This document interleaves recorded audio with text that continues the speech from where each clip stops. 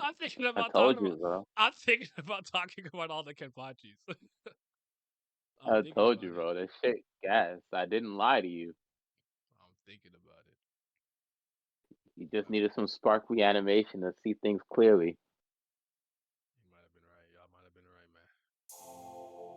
Y'all was. I was holding it down, I was. defending Bleach for years.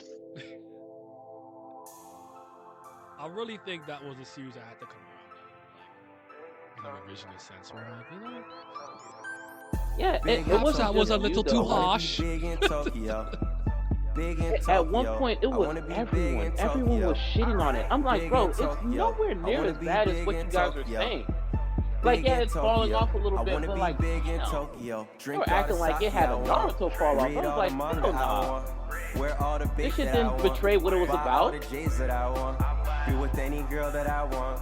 Drive any car that I want. I'm always out of the country. I'm sorry if I ain't home. If the money ain't calling, I never answer my phone. You can see the flow in my At least he chocolate. wasn't on All your we smoke is super eye homegrown. patch wolf You gimmick, know the boy love making erroneous ramen. Probably videos talking sipping about on me, so the I downfall know a of spot that Bleach, has shield. I bringing up got a a lot of spot that shit has that's deals. not true. Wait till I get a kimono. I'ma swag Fuck it that out in nigga. my dojo. Some girls are asking for a photo. I guess this happens in Kyoto. When you young and popping in Kyoto. I ball with all of my nakamas. Yeah, I dance with all like I of my watched like nakamas. 10 I minutes. drink with all of my nakamas, yeah. I only listen to Cole. I touch down with peace. Hiro isekai, shinara irekai. You are my Okay. enemy. No, You I want no was friend saying of I me. watched like You 10 covered minutes in just to jealousy. see if he We had a only drink point. Hennessy. And then like Big in I think like the Tokyo. fourth I thing wanna that he be said, I big can't in remember what he was Tokyo. talking about. I was like, well, that was Big in wrong. Tokyo. I I wanna be didn't big in even have to Tokyo. look it up. I was Big like, in that was wrong. Tokyo. He didn't I pay wanna attention be to big anything. in And like Tokyo. 5 more minutes, I was like, all right, he Big just in said like 3 wrong Tokyo. things in a I row. wanna I'm done be here. big in Tokyo. Yeah. When I got money, you know it. When you got money, you blow it. How much you caught me a rollie? I'm living like Zach and Cody. Sweet like from young in the OG. From young, we learned to maneuver. I pick up a skirt in a Uber. I grew up with killers and shooters. No tell, but I think I'm cooler. I used to sleep with a deuce. I'm the moon god, got the juice. You Yeah, at switching that point, I sides could like the tell it was man just Bruce. like Tight circle, agenda cut the based. loose ends. No, I can go on vacation. You cannot escape Yeah, from the matrix. I wrote all there's this so shit many in the people in the comments basement. talking about some Art is very my new insightful video. What was occupation. Let's meet insightful? up at He was Kennedy wrong. Station. I've been at studio all day. I'd rather just make it the hard way. Sitting back while I'm looking up. Remember backyards cooking up. I just wanna be big. I wanna be big. Big in Tokyo. I wanna be big in Tokyo. Ration. Big in Tokyo. I wanna be big in Tokyo. Big in Tokyo. I wanna be big in Tokyo. Big in Tokyo. I wanna be big in Tokyo. Drink all the sake I want. Read all the manga I want. Wear all the bait that I want. Buy all the J's that I want. Be with any girl that I want. Drive any car I that used I to have a want. fucking Gone 3 Try poster any on my color that I wall want. just because I like the game. But like over time, I was like, I really don't like looking at these niggas. So I replaced it with a Yu Yu Hakusho poster instead. It makes me smile every time I see them. The video I almost watched today, I don't know who it was by, but someone was like Yusuke versus the Espada. Can he beat them all? And I was like, hey yo, can he? I didn't click on. I didn't click on it. Mm, he might. Yeah. It depends on which Yusuke though. If we're talking about like Ryzen Mazuku long hair Yusuke, he probably could.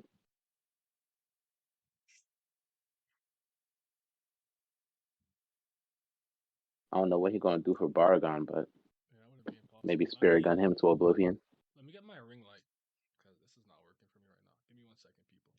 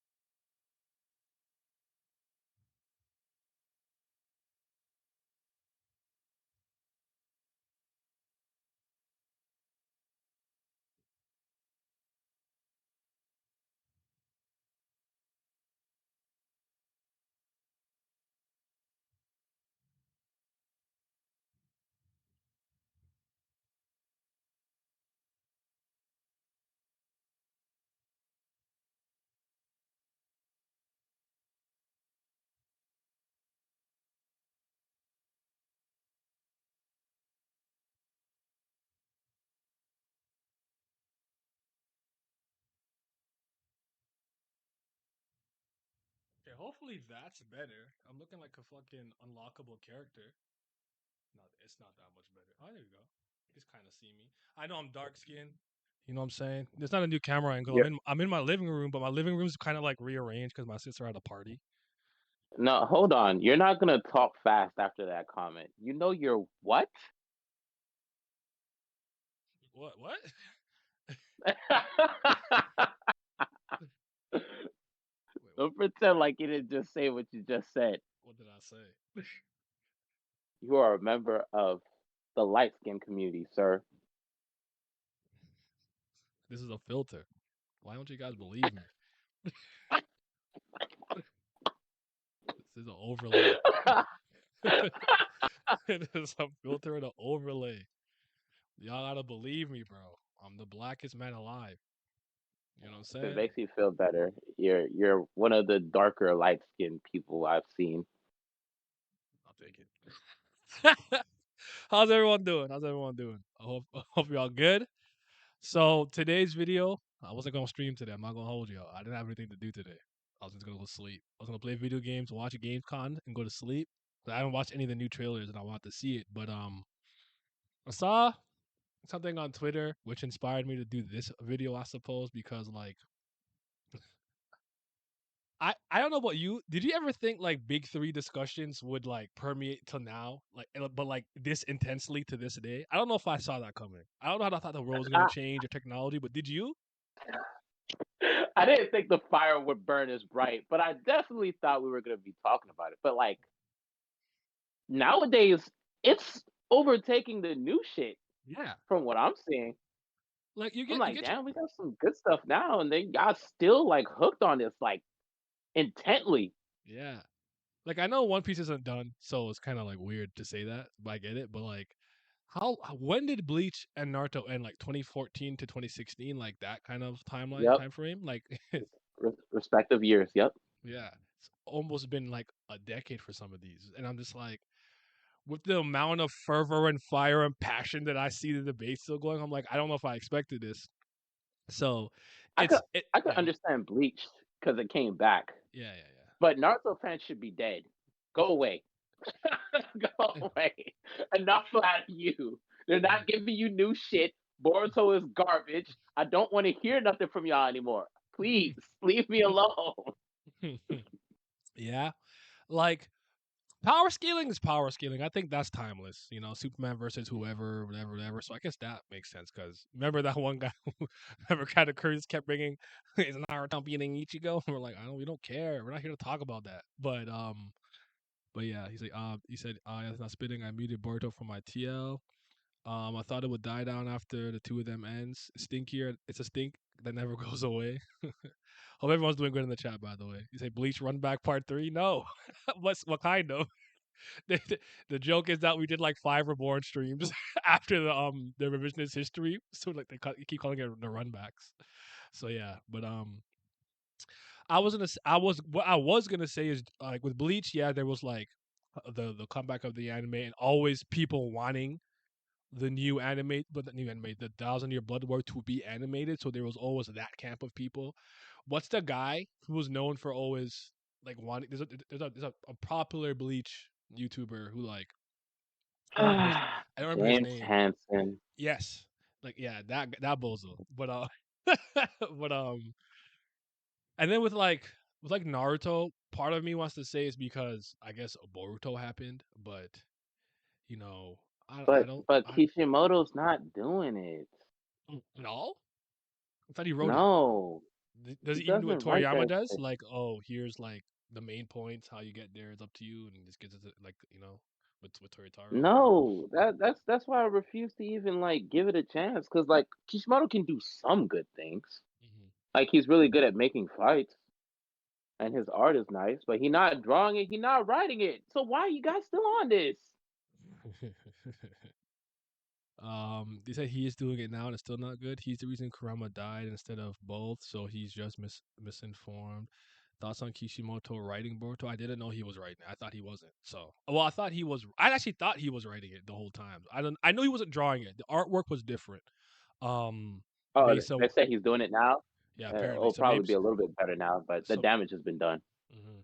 So I was wondering if like these kind of spin-offs in some way. I guess Bleach had its 20th anniversary, though that was I think a little different. But I do want the Hellverse arc or Hell arc. I want it. I want to see I that want little. it. I need it. I want to see Ichigo and Orihime mini. I want to see it. I want to see All it. right, mini. And Rukia and Renji's kid. I want to see them in action. I do. But Kishimoto art it hits not his story. He can't write to save his life. Kodachi was writing. I don't even know what that is. Kishimoto started writing Boruto from chapter 52 onward. What chapter is it on? Managers biased and not reading and understand. No one's biased here. We don't care. It's not Well, good. no. Well, actually, it's a bias for me. I don't fucking care. I don't want to. I'm not reading it. I'll see. No, I don't. I'm not I interested. know it's not good. Because the I don't timeline believe anybody. involuntarily tells me. Yeah. Honestly, the more excited the TL is about something, the less I trust it. I'll be honest. Mhm. Oh, Black Clover. I'm like, that I know that shit is mid. No, you gotta give it a chance. Asta's the most unique character. You never seen a character with anti-magic? Call me Joe Toma. I didn't have to hesitate. Frame one, counter. And then go malfunction. Short circuit. I don't fucking know what to say after that. I'm like, bro, I'm not the one. I have Kareem Abdul Jabbar years. I've been around. I've been here. I've been around, bro. I'm a veteran. It's not even I like mean, I'm the GOAT or whatever. It's like I just been here for so long. Like I tell people, since I could literally read words and understand them, I've been reading comics and manga. It's like 4. It's been a long time. I'm not new to this. Go ahead. me personally, I'm not as harsh as a judge as Naya, so I don't think Black Clover sucks or anything. I like the characters a lot. The fights are cool, but like the story just is very, very lackluster. And like after a while, it's just like I can't do this. Like almost every plot point they use, I've seen done better before in some other form. I was like, I like you guys, but like I can't sit around and read this every week. So I'm gonna just check out here while I'm on a good note. Mm, I feel it. Simi, if you're not busy for a time being, hop in if you want. Black Clover is just a popcorn read. That's fine. Naruto clone, Black Clover, a fun time. I actually don't have any smoke with Black Clover, like the series itself. I just want to know why everyone lied to me when they wanted me to read it. That's all. Unique. But It's so you different. No, it's not. you like Valkyrie dress, bro? Yeah, that shit's fire. Noel's form. That shit is fire. Yeah, And I did say it actually moves at a really fast pace, all things considered. Like I think it's it fast. It's wastes fast no as fuck. time. It's just It's next story fast beat, as next story fuck. beat, next story beat, next story beat, next story beat, next story beat. I'm like, that's pretty refreshing, all things considered. Like I don't think any story in the recent time has moved that quickly, but yeah, that Now, story. I won't lie to you. Mhm. Black Clover was the first series I read where I was like, I think you guys are fighting a little too much. I was like, you guys are fighting a lot. He said, "Can y'all just have some dinner and talk about your feelings?" They were fighting a lot. I was like, all right, I need a Ah, break. I'm crying. I'm crying. Oh man, people lied to me. JJK, I hate everyone. They lied to me about JJK. But all this considered, I really wish people understood my take here. Cause I don't think it's hard to understand. I do not think it's a bad series. I am not personally emotionally invested. I just don't care as much as other people do. I don't. And after Shibuya, I definitely lost a lot of my reason to read. I always tell people this. The thing that I care about in storytelling the most are characters. If give Yeah, me one character I like, and I will sit through mid to see them shine. Inuyasha is my best example. Listen, I love Rumiko Takahashi. Out of all the series that she's made, that to me is her worst series, and it's not close in my opinion. But I love Shishomaru. I love that nigga. I will sit through 200 chapters for the 10 chapters where he's going crazy. Okay, I'll sit through it. I'll sit through all the bullshit because Naraku's one of my least favorite antagonists of all time across time and space, all top to bottom, across all mediums. I hate that burger. But Shishomaru is that cold. I'm like, I will suffer for him, for my lord, Shishomaru sama. Not just me though. I can't think of anybody else. More people like some people like world building. They like lore, subplots, and central plots. I think central plot and subplots are second for me, but that's just how I am. Everybody that liked I'm JJK got sidelined or died or was sealed, so it was hard for me to keep carrying. Keep going. Yeah, I'm kind of the same. Characters are the most important thing to me. That's why I go so hard for One Piece, Bleach, Yu Yu Hakusho. You know, characters and those series are very vibrant, full of personality. Mm. That's how it was with Seven Deadly Sins. Like every single time that Diane lost her memory, I was suffering. I was like, "Oh my god, I cannot stand this giant woman." Why can't she Ah, and keep then her memories? Meliodas would be doing some shit. I was like, "All right, that's all right, I guess."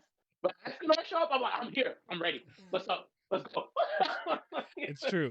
It's true because I openly admit, there's an L for me. I admit it. It's an L. I was the biggest Nanatsu Taizai defender. I tried my best. I had my shield, my barrier, my cape, but little by little, it just whittled away, whittled away. And I said, I can't defend this anymore. I have to walk away. But one The thing I can say with moment, him, a scanner pops up, he's up. yeah, He's up. yep. The moment he had a fight that wasn't fire, I was done. That fight with Zeldris, it was not it. I was like, "All right, I'm done here. He's lost it. He can't give me Whoa. any more hype Escanor moments. I'm Omnis leaving." Nebula didn't go crazy. You know it was Ultrastad. That's my guy. So what y'all It know about wasn't fighting, Omnis man. Nebula, bro? That shit was nice. You just in the stands. You're going so fast. Can't even see. Yeah. Yeah.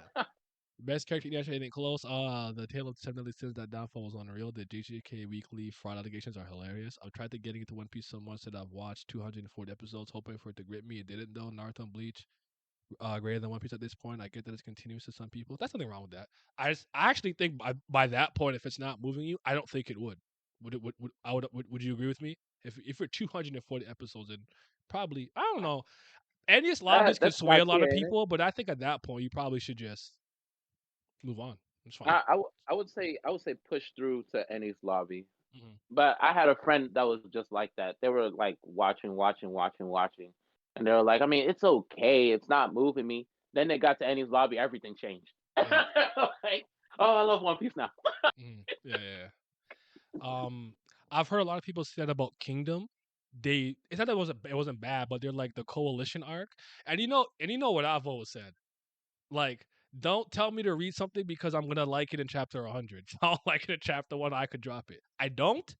I tend to give something a chance based on like percentage. If you have 100 chapters, I'll read like 16. If I'm not moved by chapter 16, I'm gonna do something else. You know what I'm saying? But I've also had people, if you read chapter 1 or watch episode 1 of something and not a single thing moved you or gripped you to want to keep going. Not a character, not a possible plot thread. Like, I don't know what happened with this character. This guy looks cool. I hope he's raw and important. And not one thing made you want to go to chapter 2. I feel like you're justified in not continuing. Now, if you want to comment on like, oh, it's not well written and this and that and the other, shut up. You read one chapter. You don't get to say that. But but you could stop though. You could just stop. Like, the first chapter didn't grip me. That's fine. That's fair. Yeah, I think the Kingdom first arc is really good, but that's how I am. Like, Yeah, I don't disrespect the beginning of the series. I think a lot of shonen fans do that, especially. Um, I never dropped Ordeal. I'm almost done actually. I got like it's a running joke. I got like 30, 20 something chapters left. I'm almost done. But yeah, if you like Ennies lobbies and not respect arcs, I don't like you. Prior arcs, I kind of feel that. 'Cause I like IP a lot of stuff, but for what we're talking about, I'm talking about the big three, the never ending, kind of like the sort of never ending debate where I was saying earlier, I saw. Well, I'll say what like inspired the stream. What's up, Simi? Why? Hello, Why? everybody. The Why? Emperor have arrived. Why is that your name? Oh, me? Who did That's that? what I am. That's exactly me. I did that. Oh, That's what I am. I was gonna say, did Badger bully you? Because I think you have more powers He than him. doesn't have the exactly. He doesn't have the power to bully me. Badger be putting like butt for people's name or like like butthead and something like that. So I'm like, did he did he get him? So I was And on I've Twitter. been at this Go for ahead. a while now. I was I've on been at this Twitter for a while now. and I saw, I think Mikey quote tweeted it, and I saw somebody comparing the first 100 episodes of One Piece to Bleach to Naruto. And see me, you know the meme with like the Hydra, the dragon, like the three-headed dragon, where like one's like derpy, other one's looking to the Mhm, right, and the other one's looking to the left, like this fucking idiot. One Piece was the one in mhm. the middle, and then Naruto and Bleach were on the left and right sides. I can't remember what sides they were, and it kind of inspired this because I'm like, I was saying is like back in the day, while I know One Piece is ongoing, I don't think that I ever thought the big three debate would have continued with so much like passion and fervor to this day. Maybe I didn't see how like technology would evolve and social media and stuff, but I'm so surprised people are still this passionate about this conversation. What do you think? I thought that we would, or I should say, I thought that mangaka would be able to fucking keep up, but apparently not. So I thought that we would probably still having these arguments, but with 3 new series at Okay. least, Yeah. or at least Yeah. one other, Or a not new the big same three. 3 that. Yeah, there'll be a new big 3, a new upcoming or whatever the fuck that people would be hype about. Not the same shit that I was looking at since fucking elementary school. 2 of them which are now done, and we still here having these conversations. It's just like, damn. I think that's more of a testament to the mangakas nowadays. Just y'all not coming out with enough fire to fucking replace those memories. Cause these people still talking about this shit. I think that's Now, fair. Simi got a point because Yaiba finished like before 250, I And think, that did and then numbers. That sold JJK is like about to finish right now, and they're like 220 something, and then fucking what's the other one? My Hero. My Hero's the longest one. Yep. My Hero's like at like what 3 something. But that's in its last arc too. Yeah. Did he say he wanted 2 But parts, or did I make that up? I mean, it's a theory. I have no idea because I don't keep up with like no type of community period. But I've heard that as well. There's going to be 2 parts. Now it's not. Now it is, or whatever the fuck. I don't know, and I don't care neither. But I think it's still just a headcanon. Okay. Naruto was a very misunderstood series story-wise and characters and themes. I don't think so. No, Did it's not. Is It's it? actually very. It's extremely did I simple. alert Twitter for the stream? I don't think I did. I don't think I did tweet it out, did I? Whoops. I should tweet that out. My bad. The big three weighs a lot of for many weighs a lot of weight for many people. My brother Katakuri Naruto is truly misunderstood, but not the way you think. Testament to the storytelling abilities of these new age mangaka. Could have swore the next big three was going to be JJK, MHA, and Black Clover. Some people like say that, but we all know it's like it's artificial. It's not real. That's artificial as all hell, man. Mhm. Yeah. Naruto has 3 characters that develop. It's the story of Kakashi, but called Naruto. Is it? It might. But Hey, Wolf might be spitting. It might be spitting. It might be. yeah, man, that's what I mean. Y'all know what I'm talking about. So explain. Use your words, brother. You can make the case. You're a grown man. Make the case.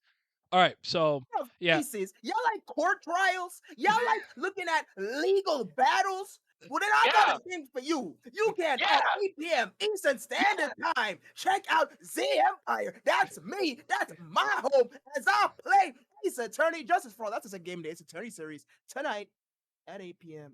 That is at twitch.tv/. I had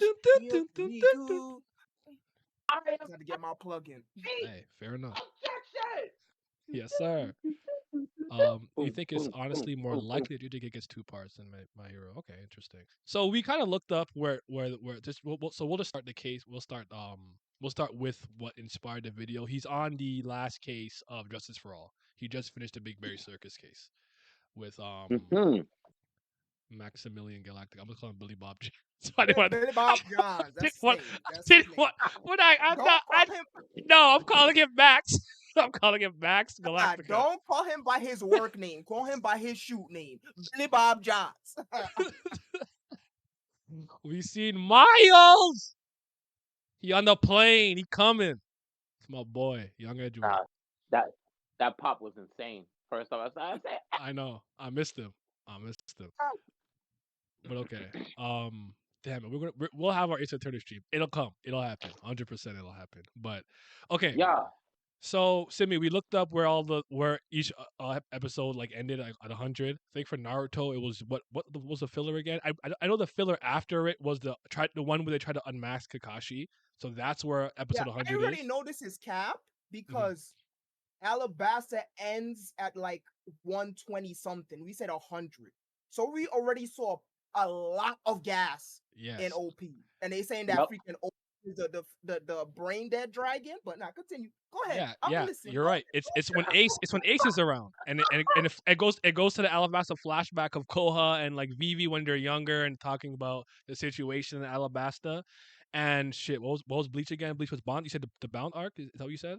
Arc about arc. The only arc that was canon. Well, you had the Some daily life and then the Soul Society, and then they went into a long ass filler arc.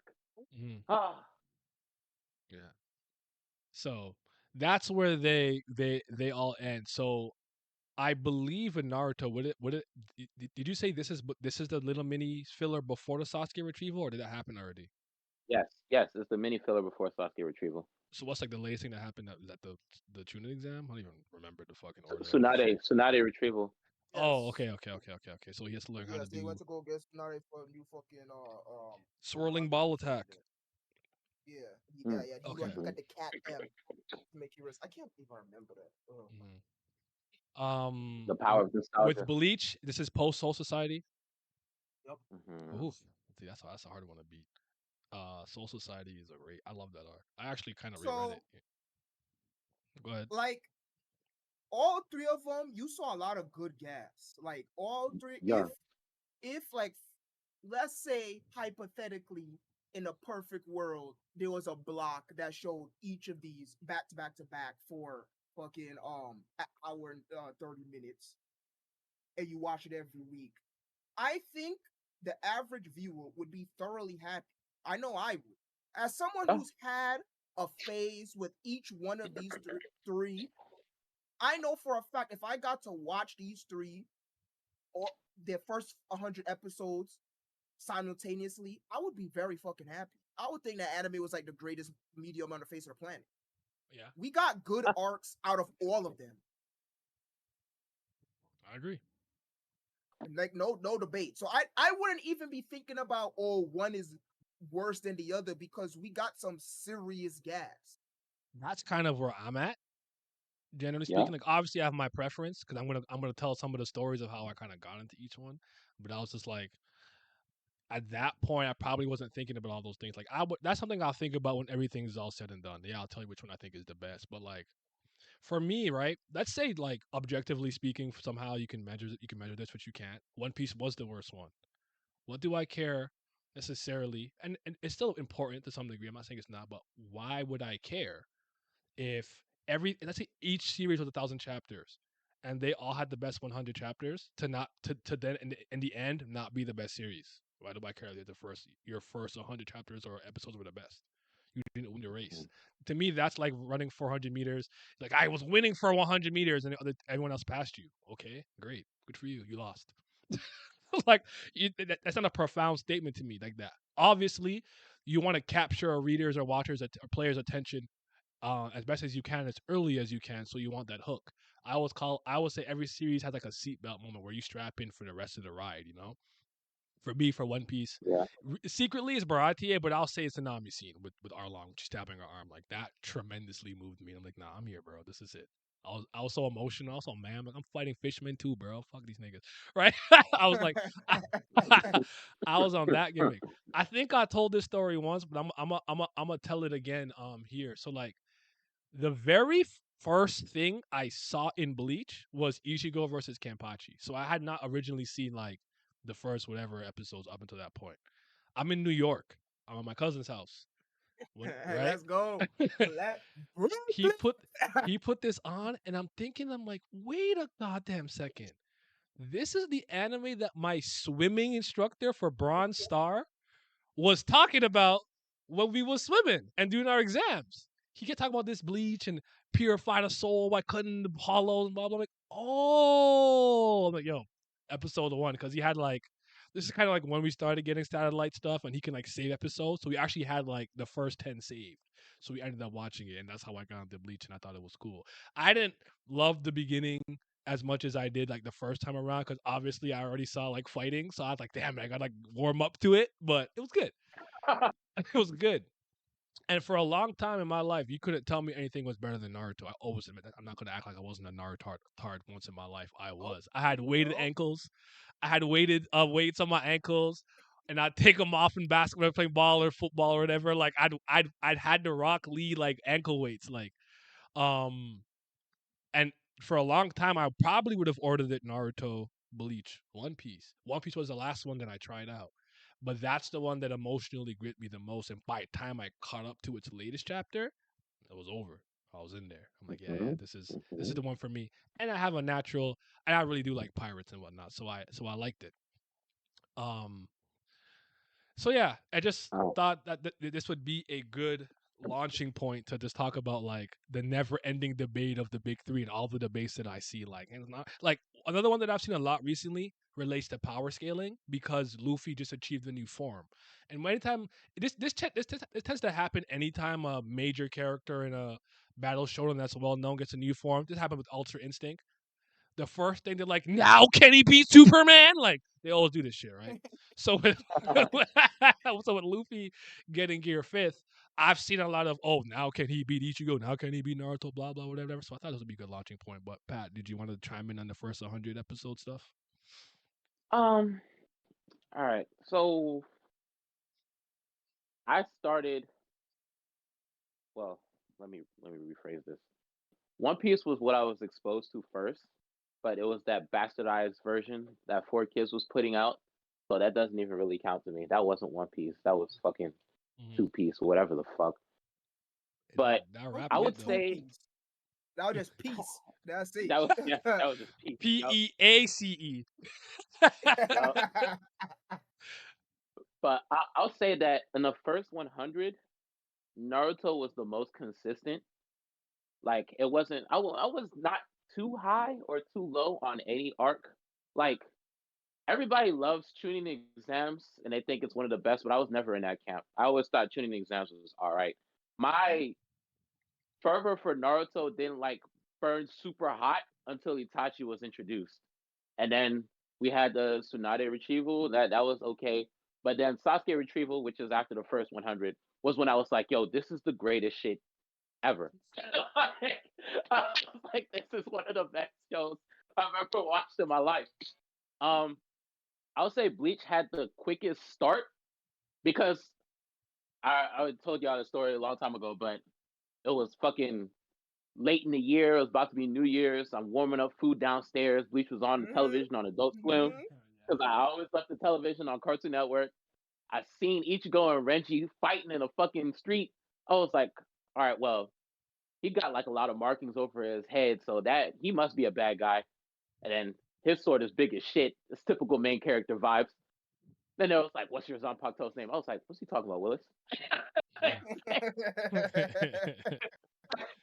he said, how, Zombie Maru? That shit changed? He cut Ichigo on his shoulder, pulled that shit back. It was a lot of blood. I sprinted over to the living room, picked up the remote, TV guide, Bleach, bet. Took my food and went right back upstairs. I think I watched like 15 episodes that night. I was like, this is gas. Were you watching on YouTube with the 3 parts? Yeah.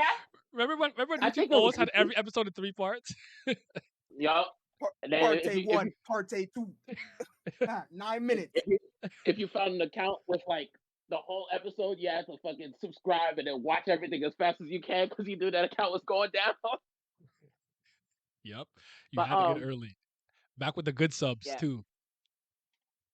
Oh, I would say if the first 100 episodes, One Piece is the best one because it doesn't have the quickest start, of course, but like once I got to Baratie, I was locked in. Like the fire was burning, and that's like 20 episodes in. And we got to Arlong Park. I'm just like, oh my god, this series is so beautiful. Like, you know, fucking Gintoki main where he's staring at the light. That was me watching One Piece. This did all my life. Man.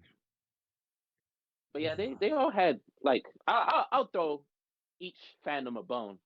The MAME, there is no derpy MAME here, man. They're all the fucking stud looking dragon, all 3 of them, for the first 100 at least.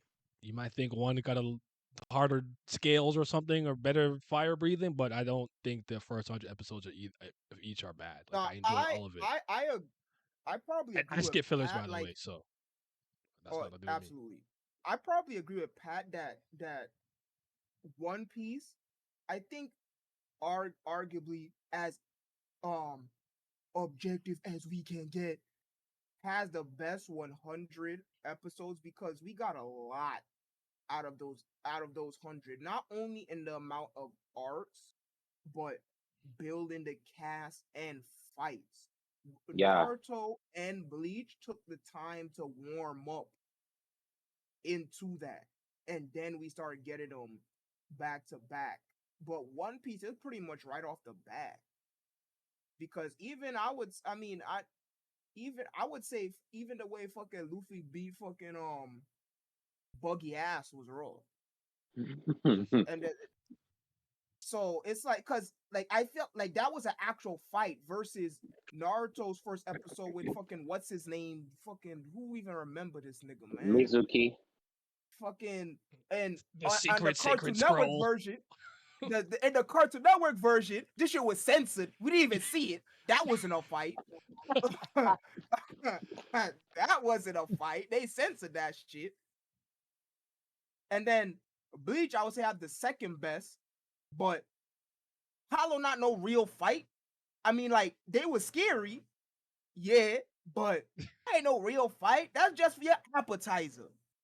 Mm-hmm. I would say Luffy had an actual point. fight with fucking Buggy. And you see, it's not one about pushback. the fight in Bleach, I have one pushback it's for the Bleach. number one playing in the background. What about the Grand Fisher one?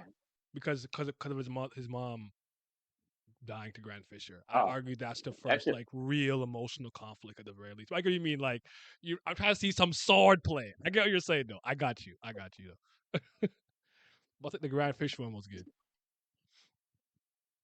But yeah, so the three of them, they gas. I mean, and funny enough, One Piece was the one that took me the longest to get into because of the infamous Foxbox / 4Kids dubbing that Peace. It single-handedly to this day ruined One Piece in the US. Like, the One Piece in English will never see the light of day because of what happened during that time period. It just never will. We tried 3 times. We had that, then we had the fucking funny dub on Toonami, then we had it on the Rebirth of Adult Swim. All 3 times, nothing.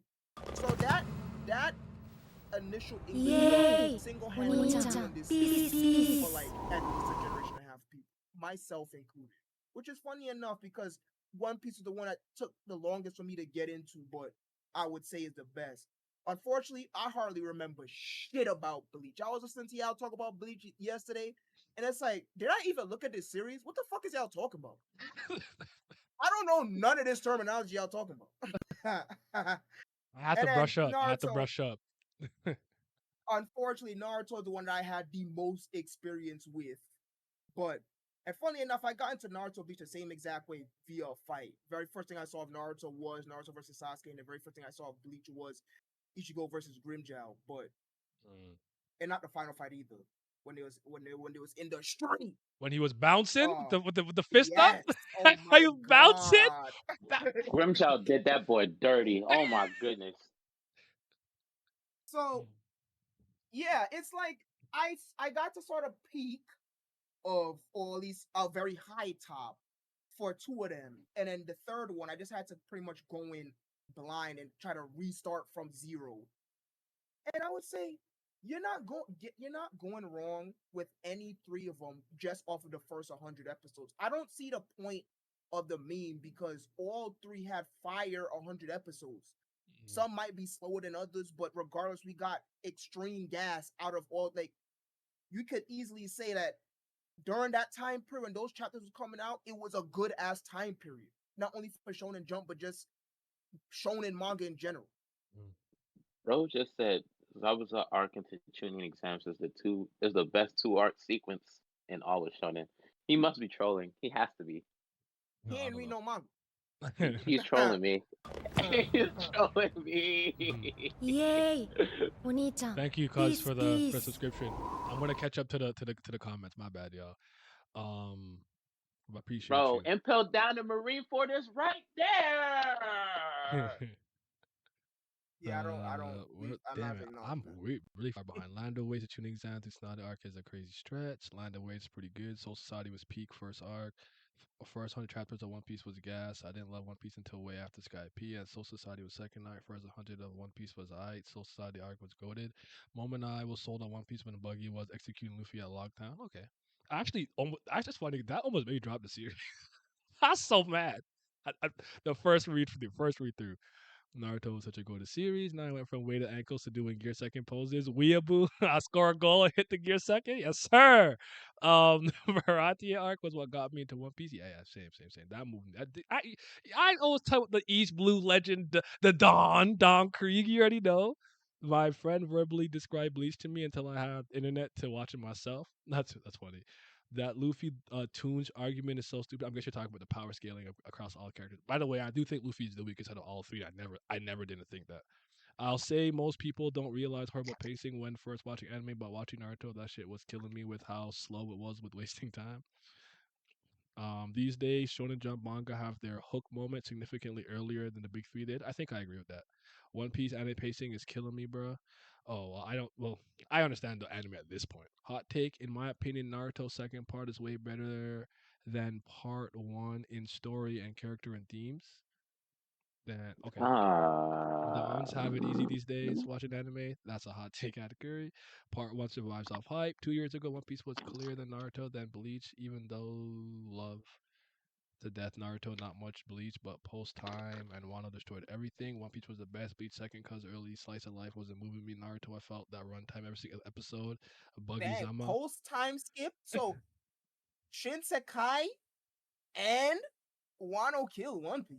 I don't know about that. Hating But, an episode I mean, of Wano. No, not crazy, but you know, first time I heard number one, I was moving. Yeah, it's a good song. Naruto had the best first arc of the big three by leaps and bounds. I was in pain watching Naruto. Nigga spent 5 minutes recounting the previous episode and listened to the intro and outro. The pain of having to watch it live on TV. Man, when I got internet, it was over. I skipped nothing I want. Anything I don't want to see, I don't watch, bro. One Piece had more emotional impact. First 100 episodes than Naruto, you can argue. Yeah, that's fair. Absolutely. Shoot, I lost where I was at. No. Damn, was I that far behind? something. There we go. Zabuza arc tuning exams are the best two arcs in Secrets of Shonen. I don't know about that one, brother.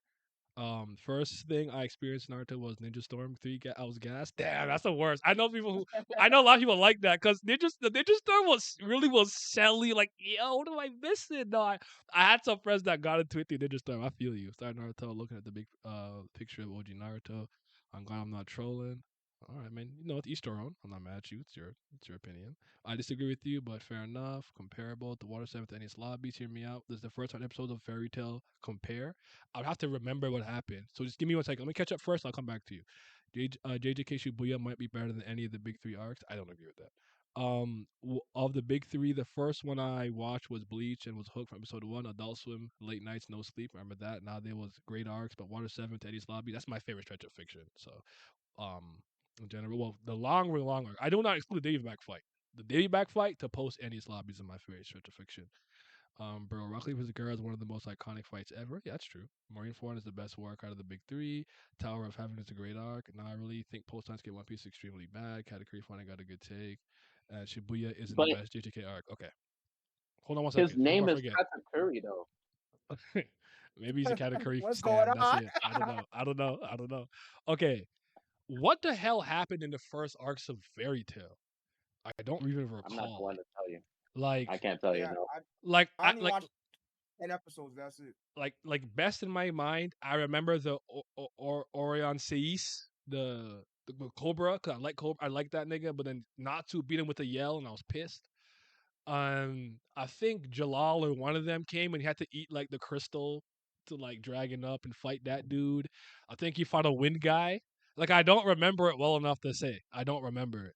I don't know where it even ends. But you guys know me. I'm not a Fairy Tail hater to the degree other people are. They got elite thoughts. I'll let them rock, man. Let them rock. The bitches are fire, bro. Shibuya is a modern masterpiece. I don't even disagree with it calling it a modern like I think it's probably the best arc and whatnot. I just think some people overrate it. You know. Shibuya is very. I need a hold on now. We need a I think the influence of the Emperor is Uh-oh. losing its power here in Eight Nation. I think we might need to have a freaking Shibuya. I need to go read that shit and see what the fuck going on and let my voice be heard because I don't like this shit here. I don't like this shit here. Like, bro, how many manga have we read in Shonen Jump to be talking about that fucking Shibuya, the fucking greatest arc in Shonen history? That not only just in Shonen Jump, in all of Shonen period.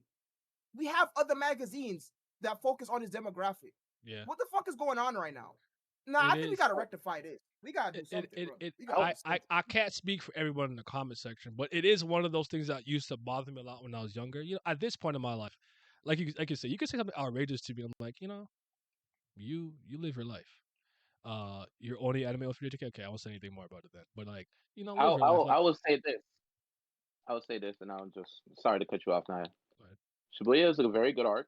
Mhm. I enjoyed about 90% of it, but it has two very clear flaws to me that makes me pull it down from a 9 to like an 8.5. There's too many characters dying, important ones at that, Mhm.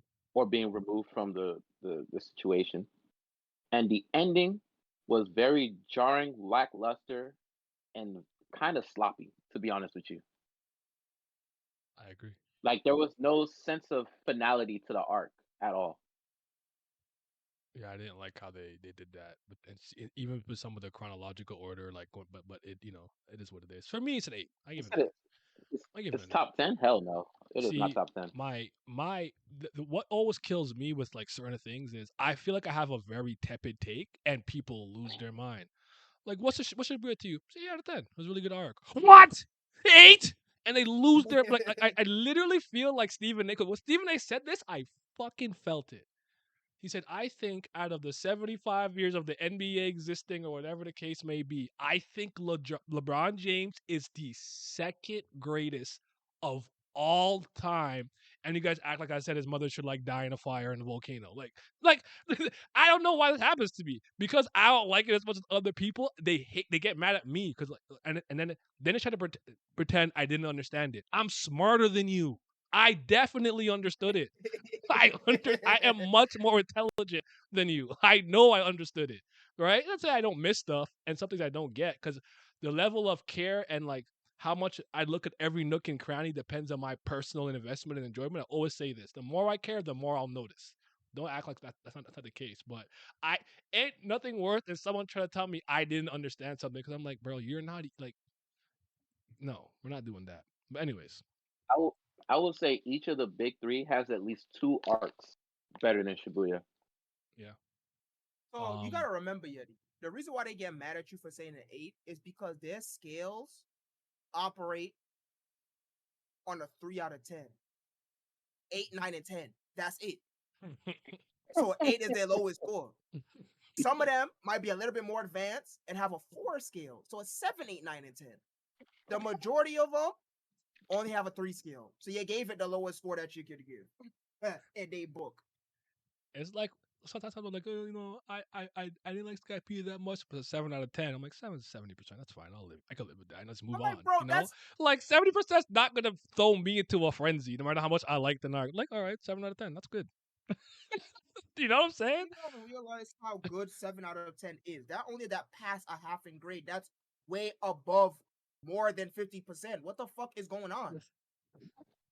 That's 30 away from 100. Hello? I've never understood it. And then some people, one thing I always say, and this one to some degree, I guess I understand. I don't get too mad at people assume this. There's not a single game that I've played, a single story that I've read, or thing that I've watched that I think is perfect. Not one. When I get like a 10, it doesn't mean it's perfect. I think it's a masterpiece. That's what I'm saying when I say it's a 10 out of 10. Because I don't think anything's perfect. Not one thing. It's not. Yeah, that's what he's saying. When I give One Piece a 10, I'm saying it's the most carefully crafted piece of work ever created on the face of this planet in the 65 billion years since the Earth has been around. And in human civilization, we have all been blessed and fortunate to live in the same timeline as Eiichiro Oda. And we will never, ever in any lifetime see another work as good, goated, and appreciated as One Piece ever again. The And if you ever Zenith. fix your mouth to say something about the pinnacle of fiction, there will be a problem, and I will show up on your doorstep and preach the holy Bible of One Piece. All right, let me stop. I'm, I'm crying. I'm crying. And then I think another thing that I would really like some people to get is I understand we have these conversations, these discourses, and then I'll get into like actually talking about some of the big three stuff that I want to talk about. Like, I understand we get into these like debates and discussions and arguments, whatever the case is, but I think some people need to understand the way that I operate. I think you guys are like this for the most part too. More often than not, if you say something stupid, we're gonna be like, "What?" Like, you can come to me and say, "I think Kareem Abdul-Jabbar is the GOAT." Now, I don't agree with that, but make your case. You make enough sense. I'm not gonna argue with you. Same thing I used to say with like Nas versus Jay-Z. If you come to me and you think Nas is the greatest rapper of all time, why would I blow a gasket? You're talking about fucking Nas. Now, I might think it's Jigga, but hey, man, to each their own. We're different. We're not the same person. I get that. Some people like when I tell them like, oh, like I wasn't feeling that, I didn't like it, or oh, to each their own, whatever. I think they get mad at how dismissive I am because your opinion doesn't actually mean that much to me. I don't fucking care what you do or don't like. I am not you. I do not live in your body, live in your mind. You think Boku no Pico is the greatest thing of all time? Who am I to tell you otherwise? I don't agree, but keep going. Like I always feel like they want me to fight. Like no, like defend your point better. Like I like this more. I'm good. And I think that infuriates them because I always can make my case. I've known that since I was like 16. I can make an argument for anything. Doesn't mean I'm right, but I know how to defend myself and create a great argument. But ultimately, you come to me and you go, I think Ichigo was stronger than Naruto, and I thought Naruto was stronger. I'm like, hey, fair enough. Keep going. That bothers people, I think. I don't know why though. I don't care. It's not that important to me. Do I get paid more if my opinion is right? No. Fuck do I care? You fear that my hero sales will surpass One Piece. Do I get paid more for each fucking volume of One Piece that Oda sells? Like, I don't understand this. Like, he's over there, he's fuming, he's mad. My nigga, I'm chilling. I've been on the internet long enough to know how to operate. I do not give a fuck. Anyways. Yeah, that should be killing me. That shit is so funny to me, bro. If you like, Hold up, yeah. if you wanted me to care so badly, I'm just like, I'm pretty nonchalant about this. I said what I had to say. You didn't agree. Let's just move on to the next topic. It's fine. I can agree, disagree. Like I am a 30-year-old man. I do not give a damn, brother. These are drawings in a book. It's not that deep. Top 10 LOL. 6 will find a bass. Better evacuate. Category Shibuya. At least write it correctly. Hold up. Oh, wait. I read that already. I agree on many 20 characters dying, but the twists and emotions were really amazing. I felt no emotion. Many character death meant nothing to me. You just glossed over them with no look back. Real and true. For me, it's not people dying. It's the characters that I enjoyed that died. So left with no one. That's kind of what it was with me. Listen, I'm not mad if y'all think Shibuya isn't in top 10. In my opinion, you argue it's the best, or at least top 5. That's fair. I feel like the Bible clears One Piece. I don't even know. I don't think so. I mean, If I could choose one, I'm picking One Piece. That's all I'm Bible saying. got Jesus, but it don't got no Sanji Vince smoke. So, Does it got the sun god Nika? I don't think so. no. One Piece is a 5 out of 10. First half masterpiece, great. Second half trash. He's sucking Oda too hard. Unit to the medium. Tears in my eyes. Unit to the medium. LML. Spitting facts. Pat. Church of Oda. Goda. I won't let you know I have low IQ, so don't bully me. We don't engage in cyberbullying. I do. I cyberbully. I bully, and I. My brother in Christ, where are you? This in your background. I'm in my living room. Just the internet was already chipping in my room when I started the stream. Like I'm not even gonna play around. I just came in my living room. Todd can't wait till the mid hero ends. Naya made a meathead One Piece video and still got mad comments. The Bible got some bangers. What do you mean Jesus greater than Luffy? I don't think he can handle the Toon Force, bro. Shout out to my nigga Abraham. The Old Testament can get pretty dark. Bullying builds character, yes, and so does being an elitist and being a gatekeeper. So yeah, we Bro can talk said I about. was sucking Oda too hard. I'm not sucking him hard enough. You gotta understand. This is This is of not my work final ever created form. in human life. Oh, all right. So I want to start. We'll start with Naruto here. Let me ask you guys something. What do you guys think is? I'll ask you two. We'll start here. What do you think the best thing to you about Naruto is? And you guys in the comment section, Let me know as well. I don't care if you like it, you're indifferent, you hate it, you think it's the greatest. What do you think Kishimoto like does the best when it comes to like Naruto? If you could Um, pinpoint a specific thing. Jesus. Fuck. his his his power system. Okay, so chakra. Yes, Okay. and the many different dojutsu that he encompasses in the series and what they can do. He kind of lost his way a little bit in the final arc, letting Kakashi have an eternal Mangekyo Sharingan. That was what? But I like the way that they were all derivative of each other. He didn't stray away from that. So like obviously you have the Byakugan, and they always emphasize that the Sharingan came from the Byakugan, and then you have the Rinnegan, which is above those two, and then later on the final villain in the series does have like um what's it called? It's a Byakugan. It's not actually a Byakugan. I've only read the Final War arc once, so Mhm. my knowledge on that is not as strong as everything else. But I love the way that you can use three different techniques with the Mangekyo Sharingan, and then I like that you lose your. It came with drawbacks, is what I'm trying to say. Like anything that he put together, it had either a drawback or a consequence. Mhm. Okay. Um, Simi. Chakra Affinity, I think, was really dope too. Like Oh, the wind, lightning, fire, earth, water for every person specifically. I think that was pretty good. okay. What about you, Simi? He got glasses. I'm joking. Go ahead.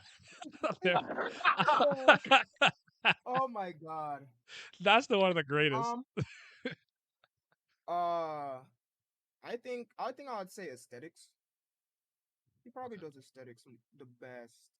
The way that just the way the not even necessarily the character designs, but just how they dress, how the world looks, is something that has the Western world, especially fucking America, in a chokehold to this day. Mhm. It Just the other poisoned them. day, just the other day, this week, saw a man damn with freaking Akatsuki shorts on the train.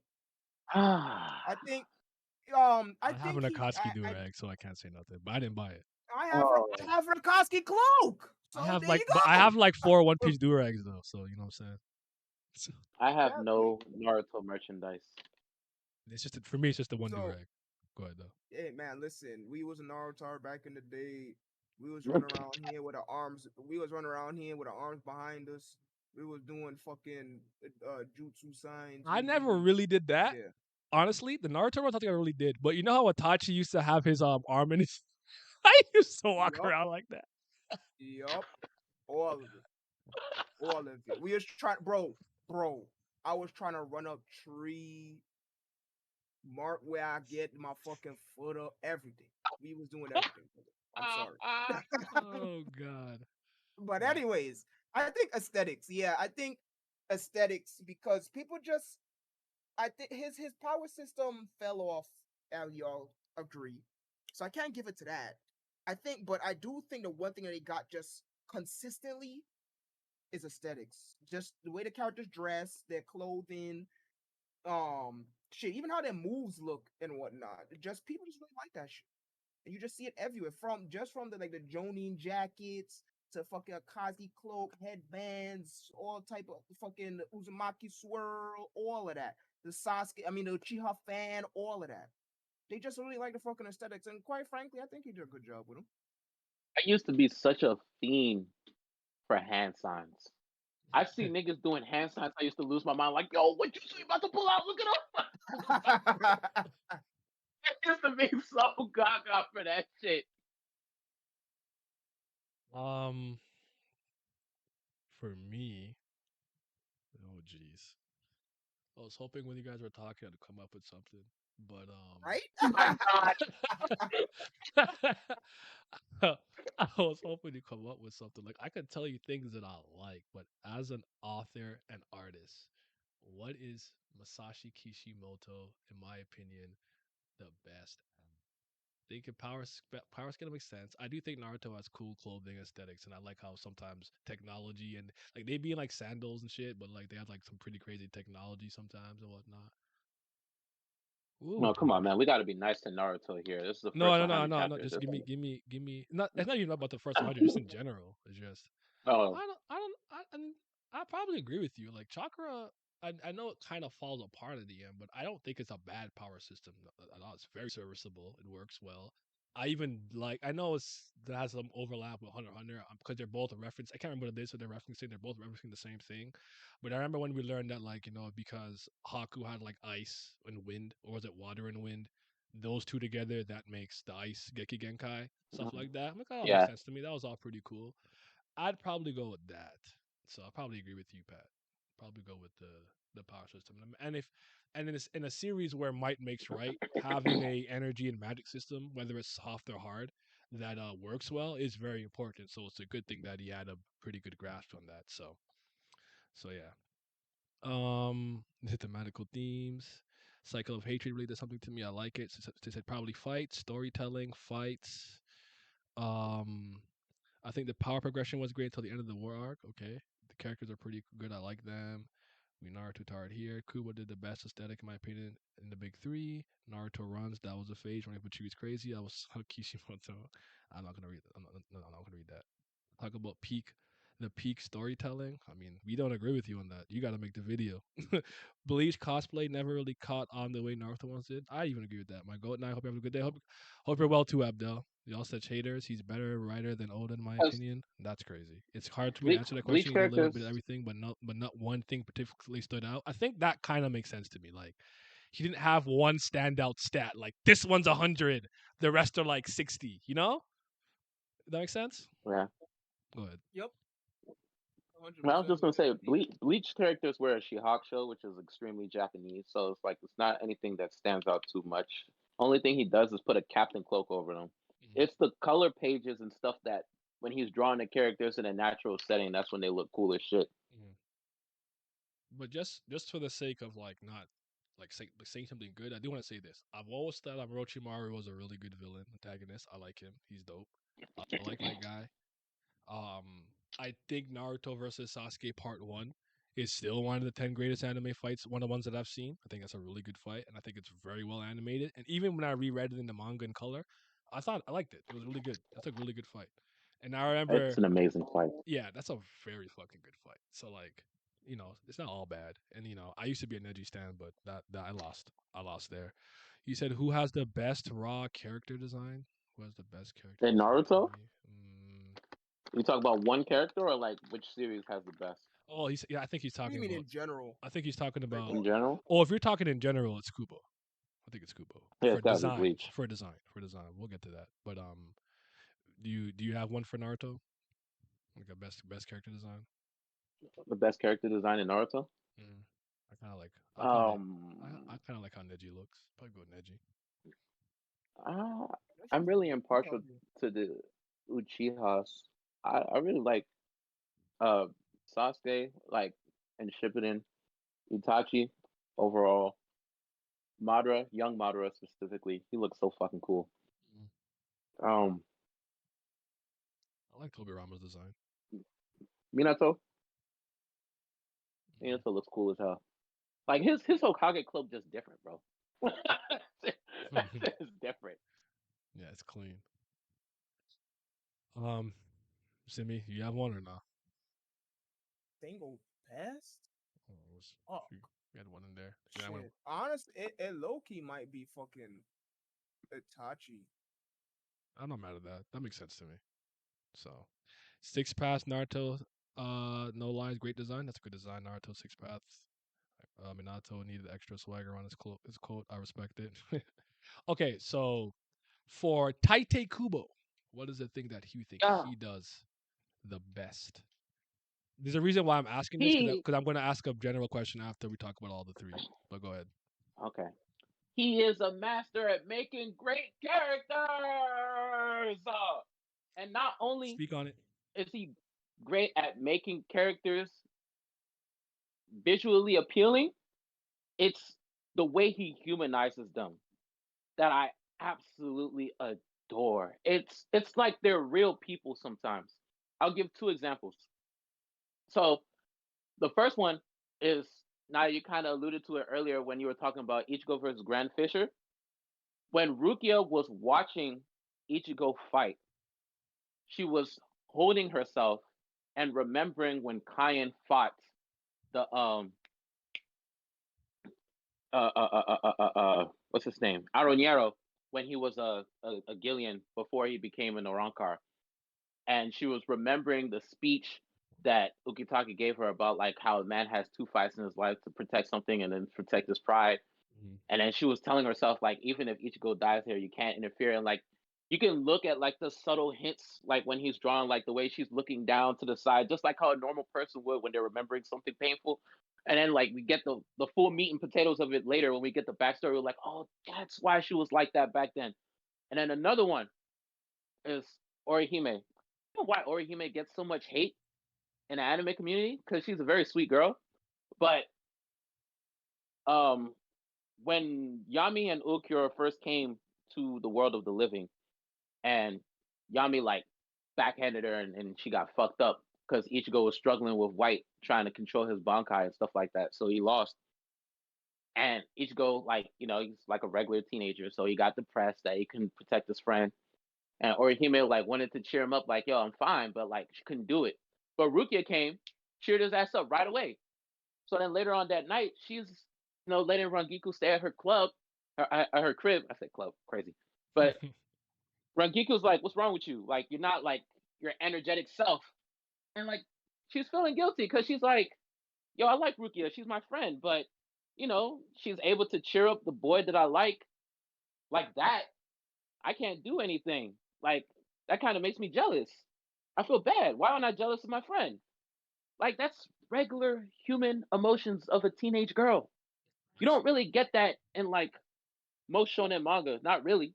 They don't really focus on characters like that. Okay.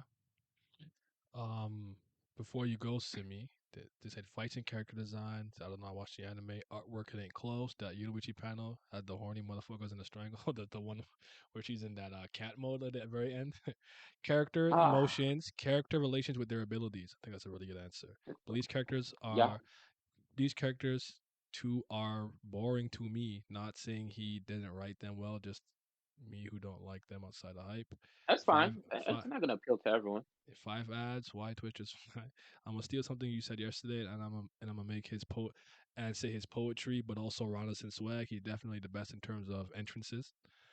What do Oh you think? yeah. Yeah, Simi, what would you say? Yeah, I'd say it's freaking just artwork in general. Mm, From fight the way that being able to follow fights, mainstream art, not having the panels cluttered, so on and so forth. mm, He does all of that the best easily. I'd actually also say that he does atmosphere very good. Atmosphere the best, mm, I would say, out of the three of them, because as y'all know, urban fantasy is my favorite strain of fantasy. And one of the heavy genres that make up, or heavy subgenres that make up urban fantasy is horror. And I think he does a good job at that, especially the horror aspect. I should say the horror aspect in the human world, if you will. The daily life slash substitute soul reaper arc, I think, did a really good job of portraying how terrorizing hollows can be. And even in this latest anime adaptation of Thousand Year Blood War, I think he did a good job of portraying the despair Oh yeah. when the fucking Quincy's came and went on fucking was playing Midway's classic game fucking Rampage. Right? So mm, I think he does atmosphere really well, but it has to be artwork for sure. Just streamlined, easy to follow, easy to look. You never well, I can't say that, but when it comes to like what's happening, you can't really be confused on when you're looking at these panels. Not that much. Both Naruto and One Piece suffer from this. One Piece didn't used to once upon a time, but now it mm. does. what clutter, fucking too much shit on the screen at one time. Naruto, I actually don't even really like Kishimoto's art. I think it's too fucking sketchy looking. I don't like that fucking sketchy, like rough Etch a sketch, like Vince lines. says. Etch a Yeah. sketch. Well, it's not quite etch a sketch No, like it's you can not. blame it It's on your not like mortal, but it's JJK still level. I know. Yeah, yeah, it's but like light. it's kind of there, yeah. Right, so I think fucking Kubo does that the best. He has the most streamlined. Like his art, like if you was to put some panels of Bleach next to something that came out in the modern era, like fucking a Mashal or something like that, you wouldn't be able to tell that Bleach came out in the year 2001. Okay. Yeah. It's 2000. It's 2001, right? Not 2002. For the manga, yes. Yeah. The manga is 2001.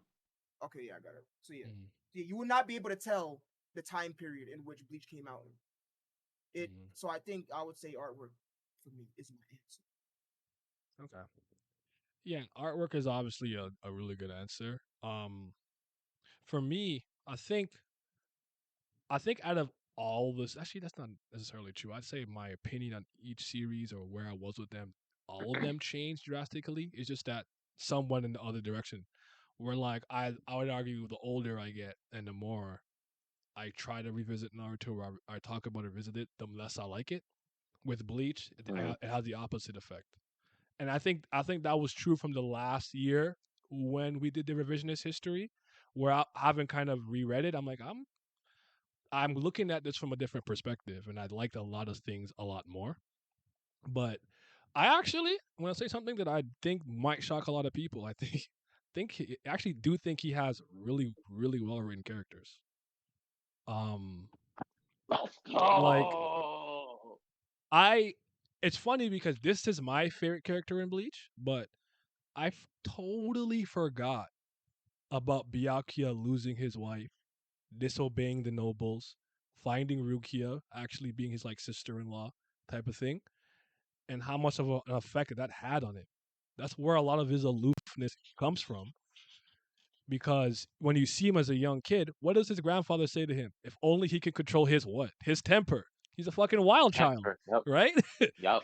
Now he's saying it in a noble way, like, all right, you seem to want to incur my wrath, Yoruichi Show, but like he's a little unhinged, and I don't think I realized that beforehand. Beforehand, I probably would have told you if you asked me for a decade ago or like 6 years ago, I probably would have told you Bleach had the worst characters out of all of them. But yeah, I think obviously it's his artwork, and that's like in every aspect. That's the thing where I think he really shines.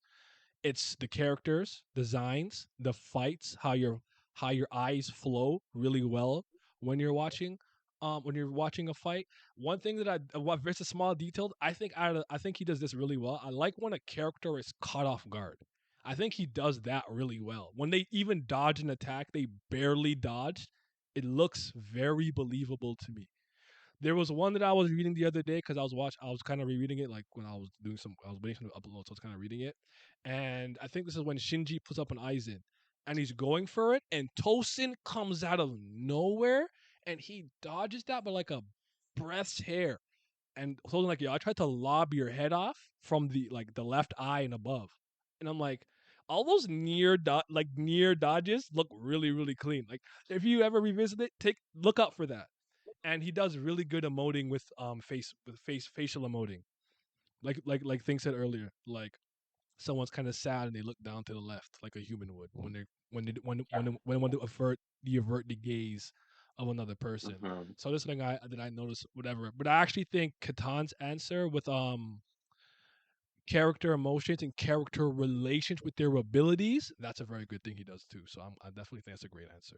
So Yeah, I got a fucking Bleach needs a desperate read from your boy because all that shit, even now, I'm like, boy, what the fuck is y'all talking about? I remember, yeah, fuck boy. Abdel Oh said my tension. god, that should be a re-rate. Tension, Abdel said. Yeah, I agree. Yeah, I'll agree with that. Tension also goes into atmosphere. So Yeah. Like that first Quincy invasion, Jesus Christ. It felt like I could feel the emotions of the characters. Like as I was reading it, I was like, yo, these niggas are some really deep shit. Like, Them niggas in shit's trouble. not going well for them at all. All right. What about Una Pieza? One Piece. What do you think Oda does the You can best? go first. Me? Yeah. Damn, they put me on the spot. Now it's my turn to Because start it off. it's your baby, even though you'd be trying to like rough it up a little bit. Sometimes I gotta wring its neck. Sometimes I gotta wring its neck. I think there's some things that I want to say, but I have to wait now because he's got to re-earn that from me. But I'll say the thing that One Piece fans pretend they care about. that's the adventure aspect because they don't care about that. I care about that. They care about high div, low div, mid div, no div, baby shake. That's what they care about. But what I think that Oda did really well, and just I'll tell you, I'll start with this. So this is the main reason that I thought One Piece was kind of brilliant the first time I read it. I love that in a world where the easiest way to get supernatural abilities is to eat a devil fruit, and it's a world that's mostly water, where there's marines and pirates who are constantly traveling on ships. And to get those supernatural abilities, you have to pretty much relinquish your ability to swim, which I think is kind of brilliant. Like I think that's a serious drawback in a world like this, right? Not that our world isn't still predominantly ocean, but I think One Piece is more so is like that. Where like there's a lot of water, bro. Like, could you imagine just on the wrong day by yourself? Like I was like Ace. I was thinking Ace and like Aokiji are unhinged. I'm like, you got to fall in the water. Like maybe Aokiji could freeze it instantly if he drops off that bike and be all right. You know, like Ace. Are you gonna evaporate all the water in the ocean if you fall in on your little skateboard? Like, bro, get off of that. Get on a real ship. It's dangerous. What if you get hit by a tidal He's just wave? him though. That's what I'm saying. That's what I'm saying. For a really long time, I thought he was one of the absolute best at handling an ever expanding cast. For a long time, I think he's kind of lost that, or at the very least, I don't think he did that well in Wano. But for me, Oda's best trait has always been how he interweaves things and he hides very important things without having to put extreme emphasis on it. And I've always liked that. Like if it's like the last panel of a chapter and it's like, do you not know who that is? You're gonna be like, who is that? He might put that on page 6, random panel number 9, and you did not know how important that motherfucker was. And and when you call back to it, you're like, oh my god, he planted that seed early. He watered it off screen, and then it bloomed into a wonderful flower later on. And I've always thought that was the thing he did the best. He always catches me off guard with something like that I didn't think was possibly that important or character that important, and they were a lot more vital to the story than I thought he was. So his kind of storytelling style has some flaws, but I've always thought it was his best trait. Arc and fight finishes. Yeah. Okay. That's it. Just end thread. Arc and fight finishes. Yes. That's it. We could have said so much. Mm-hmm. What you said, I wanted to say comedy, but no. Comedy's up there. Arc and fight finishes. World building is the easy answer. God. That's fair. Backstory and world building and comedy, yeah, that's fair too. But yeah, I think it's a storytelling. I like his style of storytelling. It does come with a con, but that's what everything in this world. I would say exploration and cast interaction. And when I say cast interaction, that's like amongst all the characters, friends and foes. Okay. Yes. So it's like a 1A, 1B thing. I say exploration because I'll never forget. Like, I've always appreciated, like, well, Naya said adventure, but like when I say exploration, I mean like the whole island, like they're on, that they go place to place to. The first thing that was like kind of out there to me was like, oh, a restaurant at sea. That was pretty cool. With Baratie and shit. I was like, okay, it makes sense. In a place where you sail everywhere, there has to be like a restaurant that goes on the sea. Then the next one that like kind of threw me for a loop was Skypiea. Because I was like, there's an island in the sky? And like, you know, those people have like their own customs, and like there's things that you can and can't do. Like if you fall through the clouds, you're gonna fall down to the fucking the water below. Like you're done. And then on top of that, they had like multiple continents, so it's not just one sky island; it's multiple. Then later on, to this day, this is the most creative shit I've ever seen in my life. This nigga made an underwater prison, and every level is a different area. I was like, bro, it's Isn't it like I'm also getting based on like 5 Buddhist different hell or something islands like in that? I don't one. remember if I remember that correctly, but it's based on like something. Something Right. like that. But like, they had the desert, which was that was level 3, right? Level 3 was the desert. God, it's I been so believe long. so. I believe so. I think it's what And, the. Oh my god.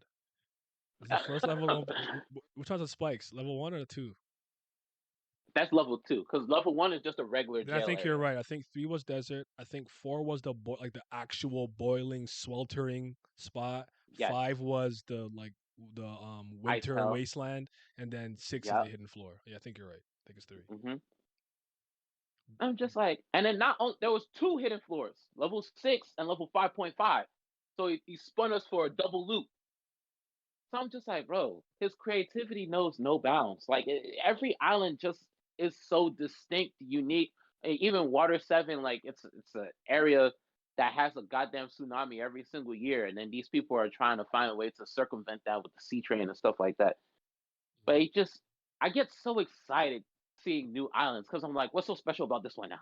Like, it's like seeing a shiny new toy. I'm like, oh, let's go to that island. I want to see it. Even Punk has it. I was like, half hot and a half ice. Oh, that's pretty cool. And then like with character interaction, the things that some of these characters say to each other, it can like either be funny or like foreboding or like make you think. Like the most recent example was when Kaido was fighting Luffy on the rooftop, and Luffy's using Future Sight to evade his attacks, and Kaido's like, "Straw Hat, do you think you're doing something special?" Out of nowhere, he sees into the future. I'm like, "Yo, what?" His craziest thing is he did it in his big ass dragon form. Like that's what I was like. What the hell? For a big ass target, how you dodging that? Even like just like even the moments when characters say things to each other, like when Luffy first comes to Whitebeard at Marineford, he's like, "I heard about you. You're trying to be the king of the pirates. Well, that ain't gonna work, because I'm gonna be the king of the pirates." And he just like shuts everybody at Marineford, like, "Bro, do you know who you're talking to? Like, keep your voice down." Like, bro, don't talk to that man like that. And I feel Or even Katakuri, like in the middle of their fight when Flambe interrupts it, and then he yells at his own siblings. He was like, "You can't interrupt the fight between 2 grown men.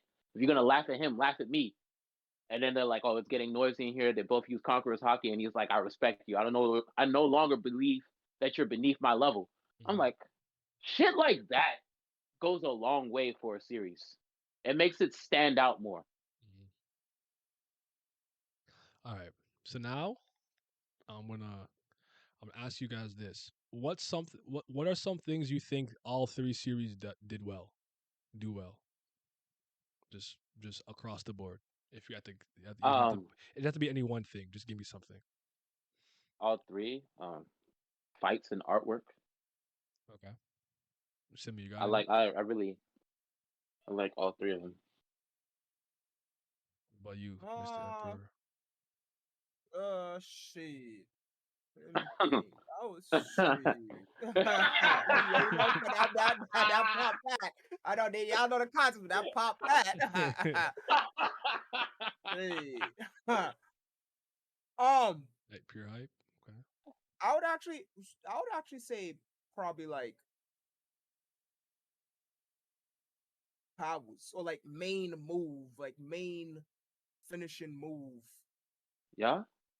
Yeah, because fucking Rasengan is pretty cool. I still think Rasengan is cool. Fucking Gets Good Tencho is cool. And then fucking, I mean, Luffy has a fucking plethora, but just fucking Gatling.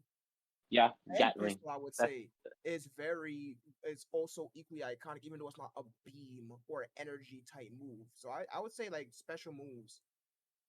Yes. Okay. Oh yeah, special moves across the board. Yeah. For all the characters too, not just the main characters, but well, yeah, they're antagonists and heroes as well. So starting with artwork, I think Kubo has the best artwork. I think One Piece. Oh, absolutely. I Absolutely. very much have always liked One Piece's art style. It's distinct, but I do think it's an acquired taste. I don't think it's for everybody. I think Bleach is one of those things. You see a Bleach painting or drawing from Kubo, anyone could appreciate it because it's just so sleek and nice and raw and like very polished. The thing that I've always said with One Piece though is I think that its aesthetics is a good veil for how dark it really is. I don't think people realize how dark One Piece really is. It's very like a lot of bad things really Yes. happen in One Piece, and I Yes. think the artistry being as over the top and goofy as it is has always been a veil to cover that up so that we can see some of the darker themes as older people or older adults, but the kids can be like, Luffy make a funny face, yeah, it was so raw, like it's it's like one of those things. I think from an artistry standpoint, Kishimoto does suffer is the worst. I don't even think his art is like bad or anything, but I just think that it is probably the worst. But I do think Kishimoto's art style is more palatable to more people because it's not as zany and over the top as One Piece's art style is. I don't know if you guys agree with that though. I would say I liked Kishimoto's art style a lot because he's very good at body proportions. Okay. Characters look like if they came out the page and we were turned into a regular human being, you would see a regular person.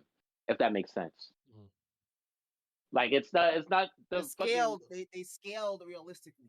yes, it's not the overly busty characters that Bleach be having. Hey, Kubo be drawing with his dick in his hands sometimes, bro. And that's the gas. We need that back. We need unapologetic back. Now he's telling And his then, like, son Gege, where the fire bitches at? Exactly. Where they at? Oh, look, bad bitch. hey, tangent. He asked that nigga where the bad bitch is at, and Twitter lost their minds. That shit Yup. was crazy. They literally had What a a time. fucking Toto moment. It's like, oh, I like a girl who has a good attitude and nice personality. Turn that off. I like a girl that was tall with a fat ass. I said, see, that's the Yep. right answer. He said, turn that off. They all did meteors well. You know what? Facts. The like 4 month period, they all had someone summon a meteor in their series. That's a good point. But all right, sorry, what did I cut off? Yeah, I go Kubo or the Kishi, but Oh no, I no, no. still think Kishimoto's artwork is the general audience would accept it a lot more. I think One Yeah, Piece you gotta yeah. kind of Oh, get it first.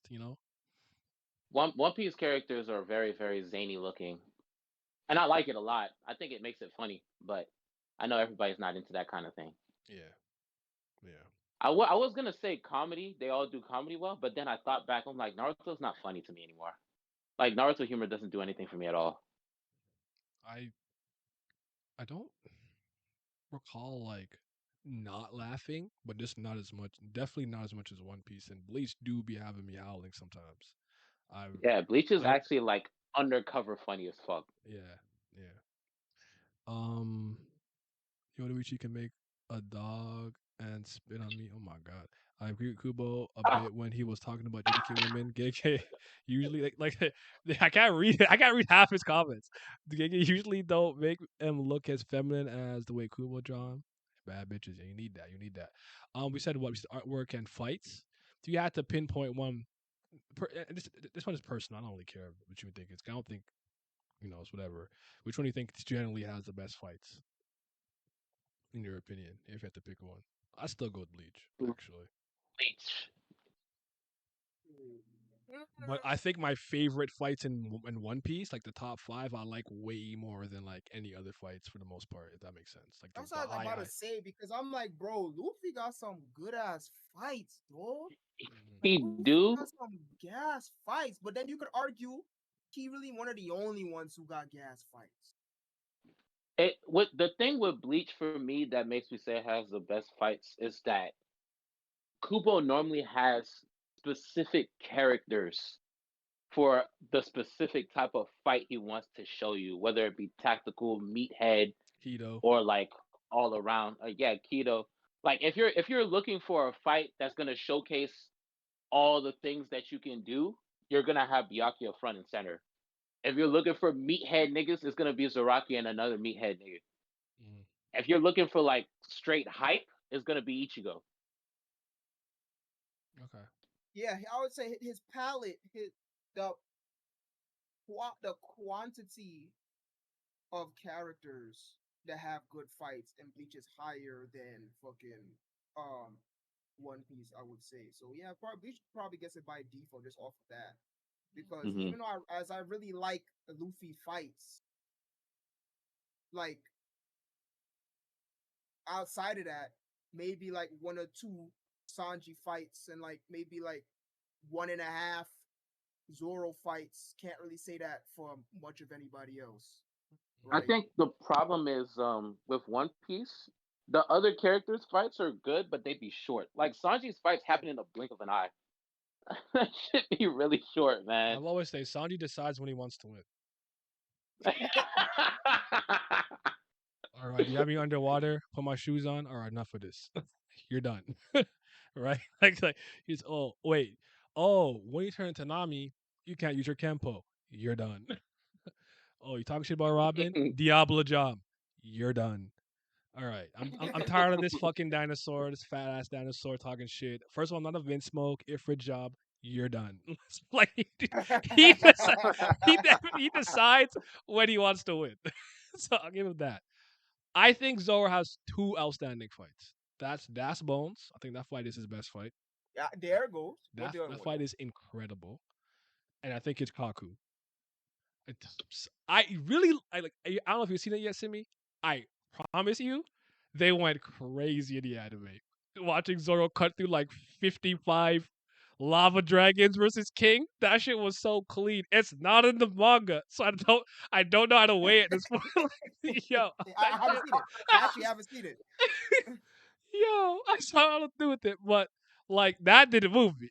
That didn't move me. And y'all at this point know how much I respect Luffy versus Rob Lucci. That's my favorite fight of all time. So that's one of the greatest fights of all time. Period. With some of the greatest emotional weight and stakes to it, in my opinion.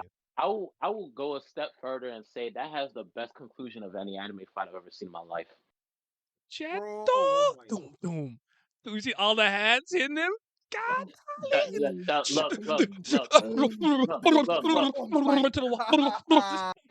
still going. He's still punch him through the wall. Watch op.com, dog. Yo, it wasn't there. That's why I don't like One Piece the way we do. Y'all weren't there. The subtitles said "Gumu Gumu no," and it started getting like big and slow. I was like, and it said "Jack boom, Gasolino." The subtitles was turning different colors and vibrating on the screen. It was moving with like each hit, like to let you know, like he's still Gatling, like it's still going, it's shaking. I was like, yo, I can't believe it, blood, I can't believe it. I was like, oh my god, this is the greatest shit ever. I was going nuts. Oh man, but yeah, What about Naruto fights? Because we talked about Naruto versus Sasuke. That one's incredible. I like Jiraiya versus Pain when he dies. I think that's one of my favorite fights. I like that one a lot. That one had a lot of emotional weight to it, even though I wasn't a Jiraiya stan. I thought he did a good job with it. Like I like Jiraiya a lot, so it's pretty hurt. I don't like round 2 of Naruto versus Sasuke. Personally, I'm not a fan of it. I don't either. When they start the fight in the anime specifically, I don't remember if this is in the manga. I haven't read it in a while. There's a part where like Sasuke's piecing up Naruto and he uses his like own like Naruto's hand to weave his hand signs. That part was gas, but that's where like it ends for me. That was in the manga. Yeah. Okay. Orochimaru versus Sarutobi. I like that. That was really good. Obviously Rock Lee versus Gaara is a classic. Though I can admit I'm actually a little tired of seeing it because remember there's a time in the TL. Y'all remember this fight? And every fucking time we didn't forget. We all like the fight. You're not saying anything profound. That shit was so annoying. Rocky versus Kimimaro Yeah. That was good. Yeah, Bone Man. That's Bone yeah, Man, right? That was good. That was good. yeah. The Drunken Fist. That was clean. That was clean. That was a Personally, for fight me, between two hands only niggas. No jutsus, just hands. We're good fighting. time. Good time. Mhm. Personally, for me, I still love to this day. I mean, I'm not going to, but at least the way the anime did it, I still fucking love Sakura Lady Chio versus Sasori. I thought Oh, that no, was that's a great fight. Oh, that's a That's good a one. great That's a fight. good one. That's a good one. Phenomenal. That's a good one. That fight set the tone for part 2 for me that I thought it was gonna follow, but then it fucking did. Mhm. That fight is absolutely phenomenal. Simple fact that bro, you can't get hit once. This nigga poison. He cut you once, it is done. Iron I'm Sand, like, you're cooked. we took the character that we all hated the most and put it in some gas pack. I couldn't believe my eyes. Oh my god, I couldn't believe my eyes. Dog. Ah, Mhm. Damn. Chatakur wants to I know if would we think say that Naruto has the best hand-to-hand combat out of the big three, like just like fist to fist No, with like Taijutsu. no. no. That would be One Piece. There it But is. Thank you. Luffy's right there.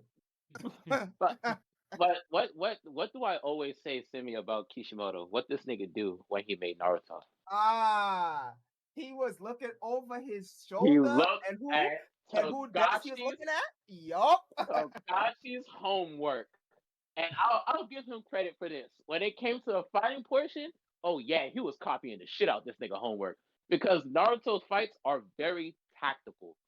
And it's not to the degree of Hunter, where it's kind of annoying sometimes, where they're talking too much, but they do a great deal of thinking of what their opponent is doing and convey it, and then execute a counter method to it. And I've always appreciated that about Naruto.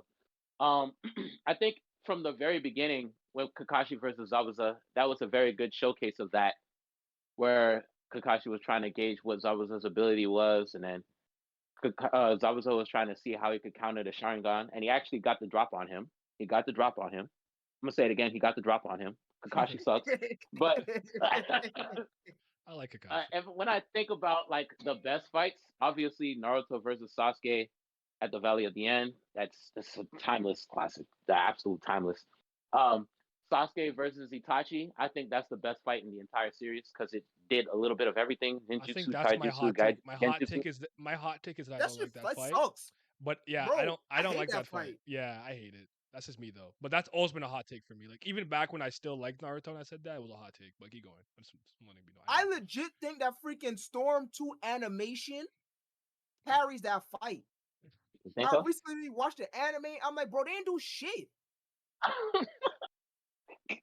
I mean, I liked it, and Sasuke was doing. He had his thinking cap on. He's like, how am I gonna beat this nigga? Mhm. And he had a decent counter method for fucking Tsukiyomi. He used the curse mark, and then he used the Dragon Flame Jutsu to set up the Kirin. I was like, and then even the little bits with the throwing the kunais and shit like that, both do Fireball Jutsu. Nah, that fight is gas. I love that fight. Rock Lee versus Kimimaro, we said that, but two niggas just fighting straight hands. Amazing fight. My hot take is I don't like Naruto versus Pain the way everybody does. I think it's a good fight. I don't think it's like mind-blowingly great, but I've always said this. What's the one time that I said I actually rooted for Naruto? I thought he was cool. When that nigga dropped him from the sky. Yes, on the fucking toads and just Rasengan the pain body into oblivion. I said, this is the only time in your life, to me, you've been cool. I do not like your orange jumpsuit. I don't like your fucking hair. I don't like your whisker. I don't like a shit. I don't like a thing about you. But today, you raw. That's And I'm superhero cheering for landing you. was a I'm 10 out on of your 10. side. I want you to win. Sasuke versus the Riot Kage and the rest of them Kages and shit. That shit was gas. There's a recurring pattern here. Sasuke be showing up and getting shit done. Crazy how he's the only Team 7 member that I tolerate. But the fight with the Riot Kage was gas off the simple fact that the nigga thought that he had killed Killer B. And Sasuke is just like, bro, I don't give a fuck about what you have to say to me right now. And the Riot Kage was like, oh yeah? So then he started scrapping with this nigga. Then nigga Sasuke put up Amaterasu shield to stop the punch. The Raikage was like, I don't give a fuck about none of that. Still hit this nigga Sasuke. Like, that was Like, my the look on brother. You Sasuke's are face. dying today. I don't care what arm I lose. This was like when Sasuke was in his emo phase, so like he wasn't really like shocked a lot, but like the bewilderment on his face, like, yo, this nigga hit through that shit. And then I was like, Raikage something, you're gonna lose your arm. He was like, I don't give a fuck. I was like, yo, this nigga is cool. This nigga cool. He picked Sasuke up and he powerbombed this nigga, bro. That shit was gas. But yeah, and after that, I don't like any fights. That was the last great one for me. That's fair. You know what fight I wanted to like a lot? You ever like want to like something? Like you just look, give me a reason. I want to. Danzo versus Sasuke. I wanted to like that fight. I did. I don't like really that fight did. at all. I don't, but I wanted to like it. I really did. Cause I'm like, all right, this Danzo guy been talking, blah blah. I'm like, what is this fucking mystical, magical? I just didn't like it.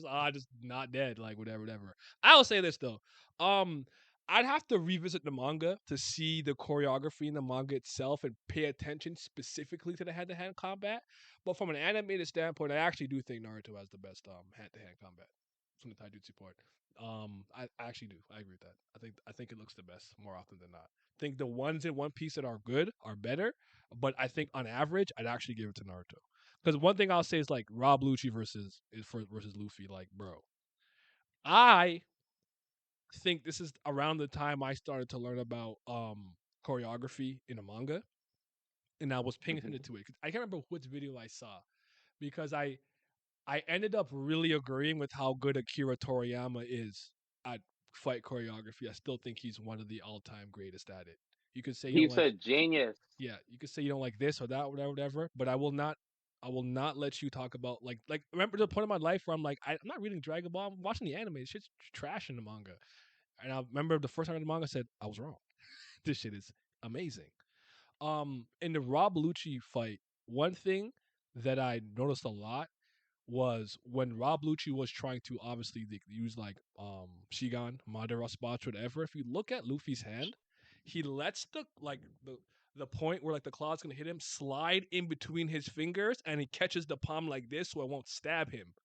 And then when he's punching it, he punches to the side of his knuckle so the finger doesn't stab him. Like the hand to hand was crazy. Kamisori knowing exactly where he was and where he ended up, and the sequence of events. Like he moved, Luffy punched, then he ran Kyaku. Like I'm like, oh my god, this shit is beautiful. Like it's really really good. So yeah, no, it's not a Naruto cook session. We're just talking about the all the big three and stuff. The only time you ready for Sasuke, fair enough. One Piece has such bad fights. It's just Luffy sucking. Kaido versus Luffy can't touch most fights in fights. But you're just like throwing out random stuff we're not talking about. We never brought up Kaido and Luffy. You know what you're doing? Maybe you're not doing this, Katakuri. But I don't know if you guys find this sometimes. Some people, because of where they think you are in a camp, just assume you have a certain opinion about something. I have issues with Kaido versus Luffy.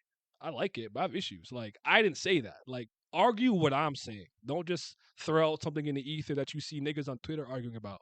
Do not care about what them niggas on Twitter are saying.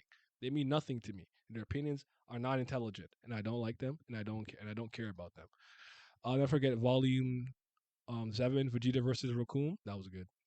I agree with the head-to-head take, but it's just one of the things that make up a fight. I think Bleach and One Piece both have better fights in general. Naruto versus Sasuke, Part 1 is the best fight out of the big three to me, though it's standalone. He said, nah, you're right, my bad. You see, I had a feeling, because like I never said that. I did not bring up Kaido versus Luffy. My favorite fight in Wano was the Big Mom fight. Though I still have issues with it. I get it though. I get it though, but like, yeah, like we're not like that. Like if we say something disagree, just argue our specific points. Don't argue the general community points. I don't fucking respect the One Piece community. They're morons.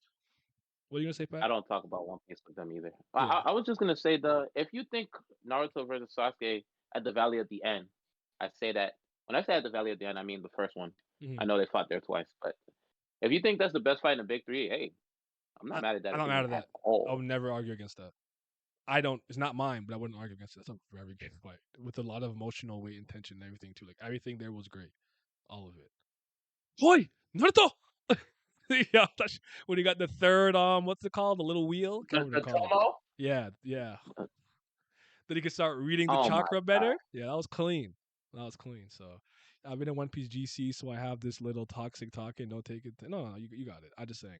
I notice a lot sometimes. Like I'll be like, oh yeah, so I think the admirals are pretty even to like the Yonko. And like, oh, you're an admiral wanker and this and that. I'm like, I just did not let me talk. Did not make any great statement yet. This assume because I think that means I think every admiral is the greatest, and I'm just like Kizaru stan. So Man, listen. I hate when people put words in my mouth. That's basically what I'm saying. Go ahead. You see, Leader of the Ape Nation is a kinder soul than me because I don't rate none of that. None of that bullshit got anything to do with us. So leave all that shit at the door. Whatever fucking shit that you be going through or whatever the fuck that you see on the timeline, leave that at the door. Is that Yeah. anything that's being said right now? No. So I don't want to hear that. That don't got nothing to do with me. Why you yelling at me about something you mad at that I didn't fucking do? Yeah. Leave all that at the fucking door, man. I don't rate that. I don't rate none of that.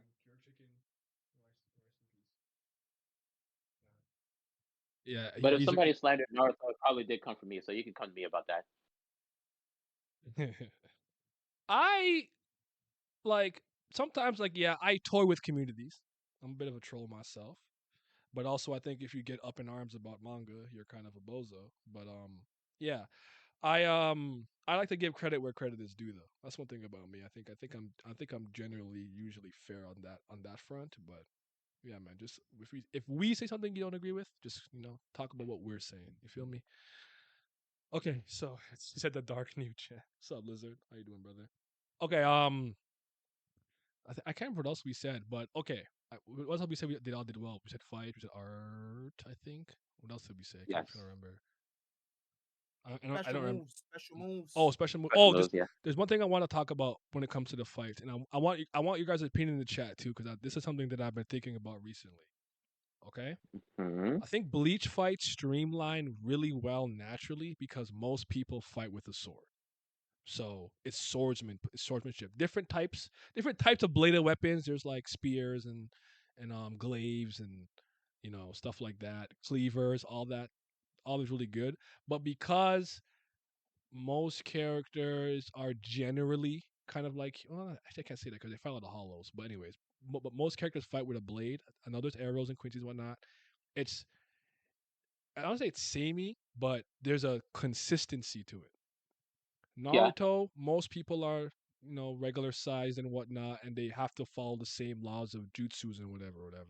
So there's a consistency to it.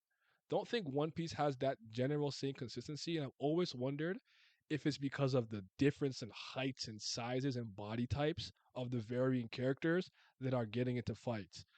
I was at one point look at the King and Zoro fight, and Zoro's like an inch shorter than me, and King is like 16 fucking feet tall. Right? Yeah.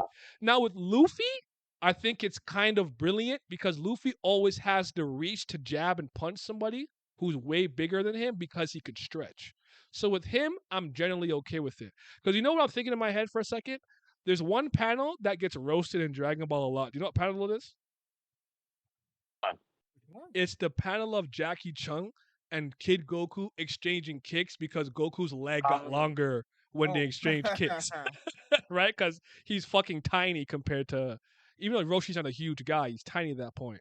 I was wondering if you thought things like that actually matter and help streamline things. Like, do you think that's a point that makes sense, or you think I'm just overanalyzing? No, you're not. Well, no, go ahead, Pat. Go ahead. I was just gonna say, I think it's more to do with like the size. Well, yeah, that too, but also like the size of the universe to speak. Like the Bleach verse is primarily a monotype setting for every area that they fight. So like they fight in Karakura Town, they fight in Soul Society, they fight in Wekamundo. And then Naruto, like, yeah, they got like different nations, but like they're all right next to each other. Forest. and they usually fight in the fucking forest. Exactly. But One Piece is like a grand scale of like world. Like the size of their world is what's the scale to the like regular planet Earth? I know it's bigger because the Grand Line and the Red Line go all the way across the globe and they have like multiple continents and shit like that. But I think it's just Oda's way of showcasing how grand the world is by how many different types of sizes and attacks the characters have from their perspective areas. Okay. Because they always make little comments about like, oh, I was born in the Grand Line. Oh, I was born in the New World. Hockey not new to me. I was born in the North Blue, the harshest of the main seas and stuff like that. See me? So I think it's not necessarily the sizing, even though that most definitely could be a problem for certain people. I think it's just how drastically different people's abilities are. You don't there's That not too. just one way of fighting.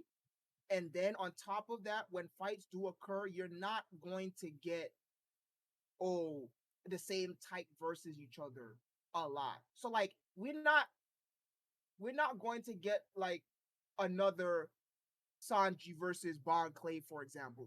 Two people who kick, right? You're not all just gonna get the two people who fight the same fighting each other. You're gonna the majority of the time, especially now in the New World, Shinsekai, you're going to get so many different abilities wrapped around each other. You're gonna get 1v1s, you're gonna get 1v3s, you're gonna get 2v2s.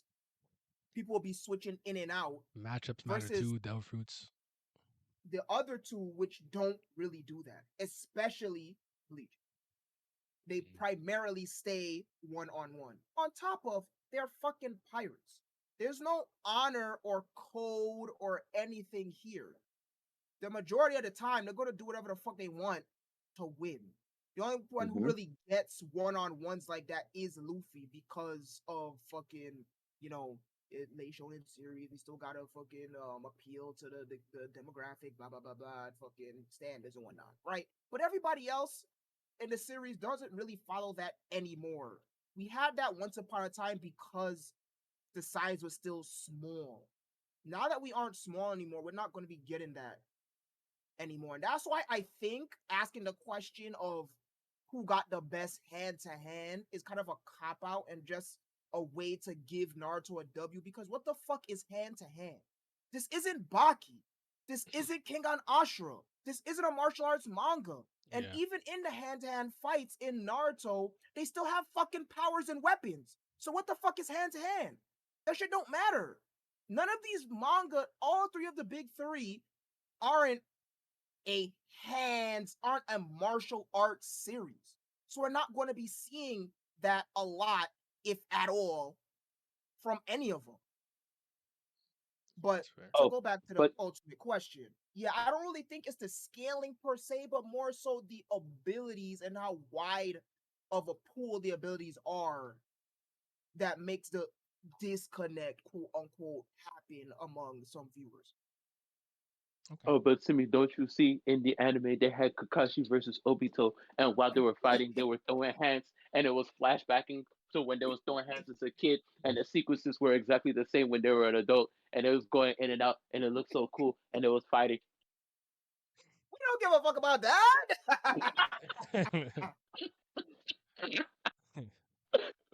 No, I hear you. I hear you. Really I mostly agree with what you're saying though. Like I think that's why I brought it up, because I'm like the scaling and sizing all these characters are different, and like, I could fight 3 swordsmen today, and then the next I fight somebody who spams devil fruit attacks at me, who can't fight. Right? So it's just a little different, which is why, I try to be fair, and like it's kind of like how I say Blackbeard's a character in One Piece. I don't judge his fights the same way I judge other people's fights, because he's not a clean victory, clean sweep type of character because of his fighting style, how fat he is and slow he is, and because he draws an attack and takes more damage. Shanks kill Washington, and you're like, damn. Like Blackbeard is probably gonna beat. Like Blackbeard got kicked by a tied up Bonnie. Like he don't dodge nothing, but he get back up. on his Kunran gimmick. What did Machete say? You hit him with something Yup. harder, right? Yup. Almost broke Ace's neck with one fucking karate chop, bro. So he's different. So that's kind of how I try to do it. Like it's not all the same. So I try to use like certain, I don't know. I try to make it make sense. But all right. You said Cat, look at this cat. guy. He asked a good question. Yo, what happened? Oh, actually, I guess I He, should he just the fucking chat. nah, I'll read it. He said, "What's more raw to y'all, flexing Conqueror's Haki in One Piece or flexing Spiritual Pressure and Bleach?" Ooh. Here's what. That's a All good right. question. Damn. That's a good question. I would say I like Conqueror Haki clashes. Like when two of Yeah. them, like like when like Douglas Bullet does it, then Luffy does it. Like I like that, but like when like Kenpachi or like Byakuya flex their Yatsu, everyone's like, oh no, you know what? You know what time I'm gonna use? When Yamamoto had to fight with the Ukitake and Kyoraku and not Lisa. What's her name? Oh damn it, I can't And remember. now, She's I can't breathe, pass out. Yo, he's like, I don't have time to teach a fucking child how to fucking breathe. Like that shit might be more. Spiritual pressure might be more raw. If I see more people do that Shank shit they did to Aramaki, I might change my tune because that was raw. He was like far away from Wano, sailing past it. He's like, "There's a new generation scare you that much?" He's like, "All right, I'll leave." That was kind of gas. that nigga, I'll go that nigga spiritual spoke to him pressure though, on honestly, island, bro. because the way he tries the lines, like, everything starts shaking and people just start getting paro. They scared, their eyes big, they're sweating, they can't breathe, they drop to their fucking knees. Because even the first time Yeah, plus Kenpachi did that and Ichigo got stabbed in his fucking chest, he looked back, he's like, "Wait, what the hell was that?" It's like I want to kill you, die. yeah, there's not that many people in One Piece that freaking flex or let alone have Conqueror's Haki, let alone Conqueror's Haki to that degree. Anyways, so it's kind of a it's not the ratio is very skewered, right? Versus we have way more characters in Bleach that could fucking do that. We could probably count on like maybe one hand, maybe two, about how many Conqueror Haki flexes we saw in OP. I would say, with One Piece, when it happens, it catches me more off guard because it kind of be unexpected. Because I'd be like, "Ooh, this thing is getting serious." But with Bleach, it's kind of like sometimes it's comedic in a way. Like when Ichigo and them broke into Hueco Mundo and Grimjo got out his seat, and Aizen was like, "Bro, where you going?" He was like, "I'm going to take care of them." He was like, "Have a seat, Grimjo Jack." And Grimjo didn't say nothing. He was like, "Did you not hear me? Have a seat, Grimjo Jack." And he flexed his fist and that nigga dropped to his knees. I was like, "Hey." Yeah. Or even when Ichigo was fighting Grimjo talking shit, and he was like, "It would suck if my mask broke like last time. Don't make me laugh." Grimjo was like, "Oh shit." He's like, it'd be bad if you couldn't keep your resurrection long enough, nigga. So, we talking. So I'll go spiritual pressure. I like how it looks aesthetically more too. So it's really good though. That shit raw. I remember it's so funny when someone just can't like breathe, just fucking like die. when Yama had her just fucking pass out sitting down with his cane, I said she is not ready. That nigga Kenpachi flexed his shit, and Hanataro dropped onto the ground. That nigga passed out. Ichigo said, "God, you get that nigga and get the fuck out of here, bro." Oh, I'm crying.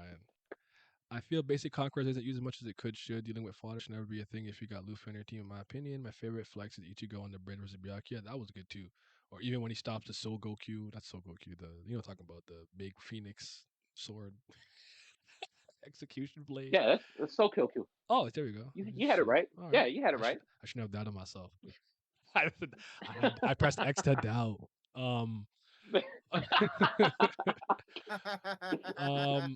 That's the wrong answer. X. What? It just reminded me of a thing I saw on Instagram earlier today. It's like sex is great and all, but you ever You ever get a question wrong right the first time and switch it and then get like fuck I was right the first time? Like yeah, I felt those ones. I thought that should piss me off. Finishing moves that you brought up, Simi, I think are really something that I want to. The last thing I want to say about fights is I always thought that how especially I'm gonna be fair and say especially Luffy. I love how Luffy wins pretty much every one of his fights. I think they're very, very grand and spectacle.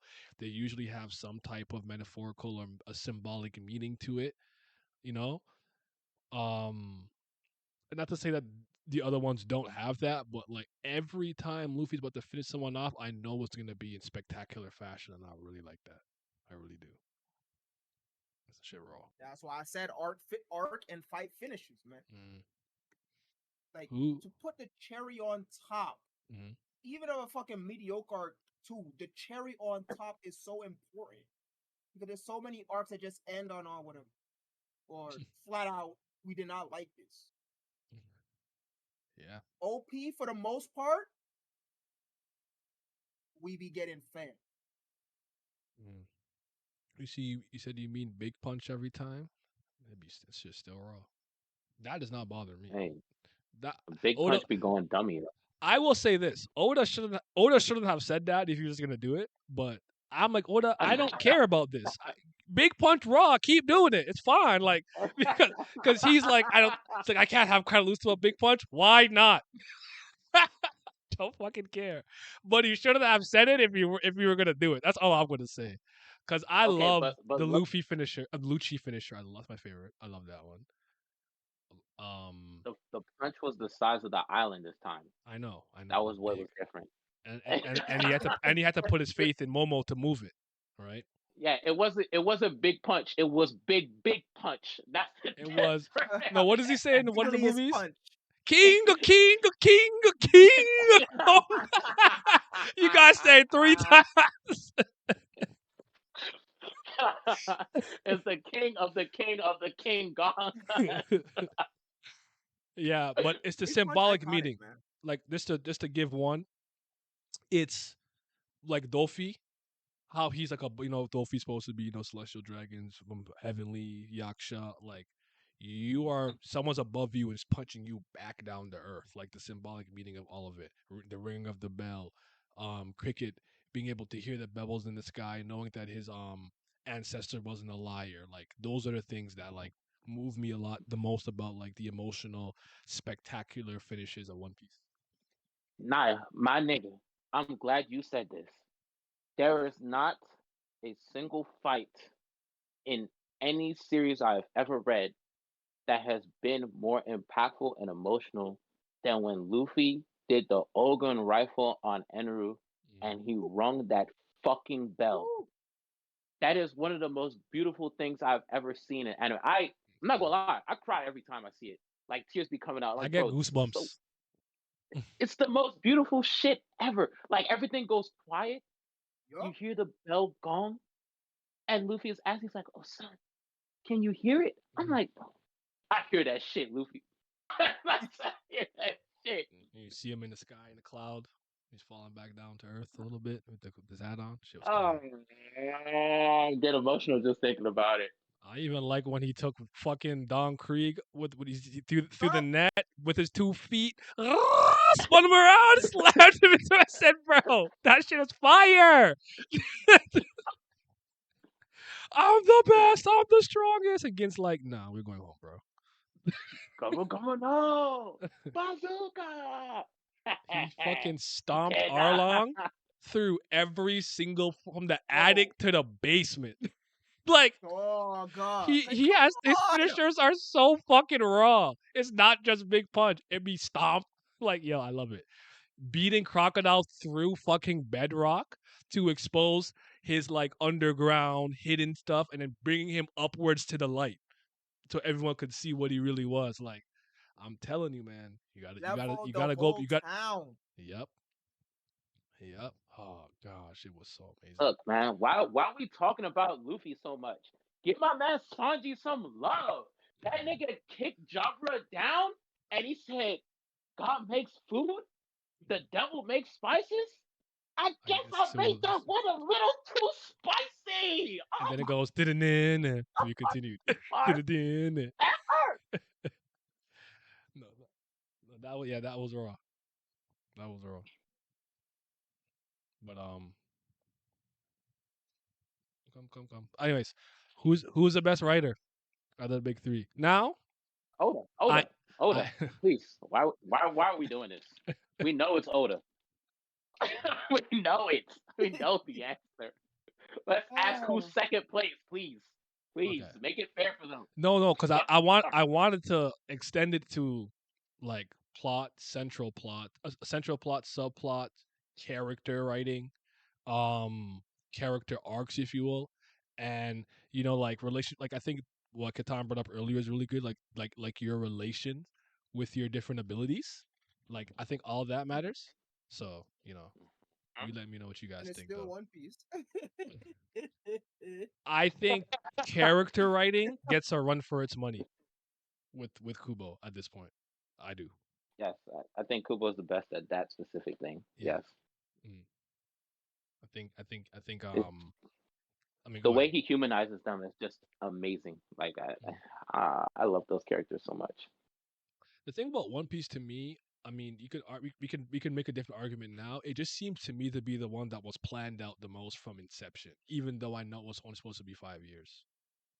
Like he had a better grasp on it, because I think there's different ways to do this. Like you might have an idea up to a point. You might know you want to write something short. You might just be winging it on a week to week basis, just trying to just understanding your story and trying to just pick off where you left off and make sure that things stay consistent. One Piece always to me felt like it had the strongest foundation for what I wanted to be later on in the story. I mentioned earlier his storytelling style is really good. Like to be able to call back to something as early as chapter 1 as him telling the Seeking to get lost, and you're like, oh, he's scary, and like, wait, that was Haki? Wow, like. I don't have that many of moments in the other two series. The one in Bleach I can think of is Yuha Bach, always having been the Quincy power inside of Ichigo. That was incredible. Because when it was coming, I'm like, oh my god, that nigga is your watch, sorry, whatever. Like that is the Quincy King. That is not Zangetsu. It really, when it's Hollow said I am Zangetsu, he was not lying. He really meant that. Him, bro. Like he really that meant flipped that. my head so hard. Like I said, yo, this nigga's not just crazy. He was actually speaking with a level head. Yeah. Thinking about Ichigo, like Ichigo, I kind of roast a lot for like crying a lot, or whatever. But like he is kind of a regular teenager in terms of being able to get shaken up, being able to get shaken up. Crying raw. Crying raw. Sometimes. Crying is raw. Not when Kenpachi. Not crying. Not okay. MC different. All right. He said the Zangetsu reveal spun me. So one of my favorite line Luffy was in film Gold when Gold to Zoro said he think he could beat God. Luffy said the previous God couldn't even beat me, referring to Dofi. He could have been Eneru. I don't remember that line though. You said you got Kishi. The Zangetsu reveal spun me. Nah, I feel that. That was good. That was really good. I did put together his mom was a Quincy a long time ago, but it was still really good though. Who was the Bankai Zangetsu though? To me, that looks like an even younger version of. It's a young one. Yeah, it's an even younger one. But he still fuses with the Hollow to train him to use the final Getsuga Tensho. So the Hollow is always involved no matter what. So yeah. Anyway. I would say like Bleach, from a writing perspective, always had the best plot twists of the big three. The first obvious one is when Aizer faked his own death. That shit was kind of crazy. Yeah, I thought that guy was a burger. I thought he was a burger. I'll be honest. I'm like, this guy's trash. That shit was kind of crazy. That nigga Toshiro said she admired you. She looked up to you. She joined Squad 5 because she liked you so much. And he was like, that made it so much more easy to control her. Remember this, Hitsugaya-kun. Admiration is the state furthest from understanding. I said, oh my God, he's different. he's the Aizen that you guys saw was never real. You never knew me. You don't know me. I said, fuck. All right. Talk. That Talk, nigga bro. slicked his hair back and said, I will stand above the heavens. What? Huh? He was But tall nah, too. it's not even just that one. Like, of course, we covered the Juha fucking being Zangetsu. Like that one, I was like, because when I saw Juha for the first time, I was like, I've seen him before. Mm. Like in the back of my mind, I was like, something is very familiar about this guy. And then we get everything but the rain. I was like, no, ain't no way. Yeah, that was crazy. That was good, man. That was good. Here's the thing I want to say about One Piece characters, right? Because I do think they get a bad rap unnecessarily, but I've said this for years because this is something that I've always believed. I don't think there's something inherently better or worse about a dynamic character or a static character. It all depends on the Yeah. series, the story you're trying to tell, and how you utilize it. You can have a character that Mm-hmm. pretty much from chapter 1 to chapter 30 doesn't particularly change, but maybe their attitude changes the people around them the way Luffy does. Luffy's a static character. I'm not saying Luffy doesn't grow in certain ways, but my point is the Luffy that you see in chapter 1 is still the Luffy you see in chapter 10,090 or 91 we're going For to the have most, soon, for the most right? part, yeah, Yeah, he's yeah. about the Like same. there's Yeah. growth, but my point is that is not a drastically different character. 'Cause I know. Remember, I always tell you when he lost age, people want him to become some peg-legged, one-eyed.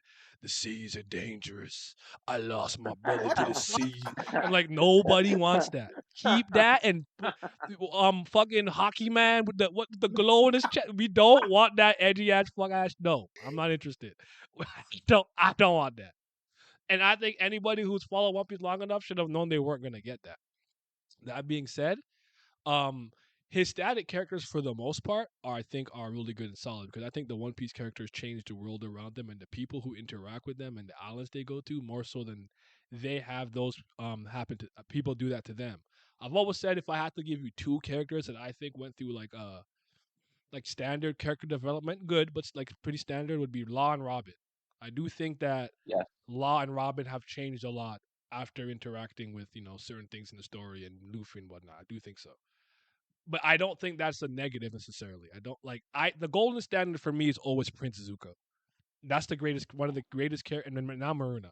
Those are the two greatest character arcs I've had the pleasure of experiencing. They're my gold standard, and everything else is second best to them. But it's the same way I don't harp on Goku for being a martial art ape. That's what his character is. That's what it is. You don't have to like it, but it's not inherently bad because you don't like it. It works for the story of Dragon Ball. It's not a problem. It's not a bad. It's not a detriment to the storytelling, and I always will believe that. So, yeah, Ulquiorra number 4 reveal was crazy too. I still think he's the That strongest Espada though. that was nuts. Just off the simple fact that this nigga was the one that we saw the most. It seemed like Aizen trusted him the most with daily duties and stuff like that. Mm. And Ichigo's going all out against this nigga. Like, I'm saying he was not wasting no time, no warm up. Like, no, mask up, Bankai simultaneously, immediately. Mm. Get this shirt. I saw number 4. I said they're all dying.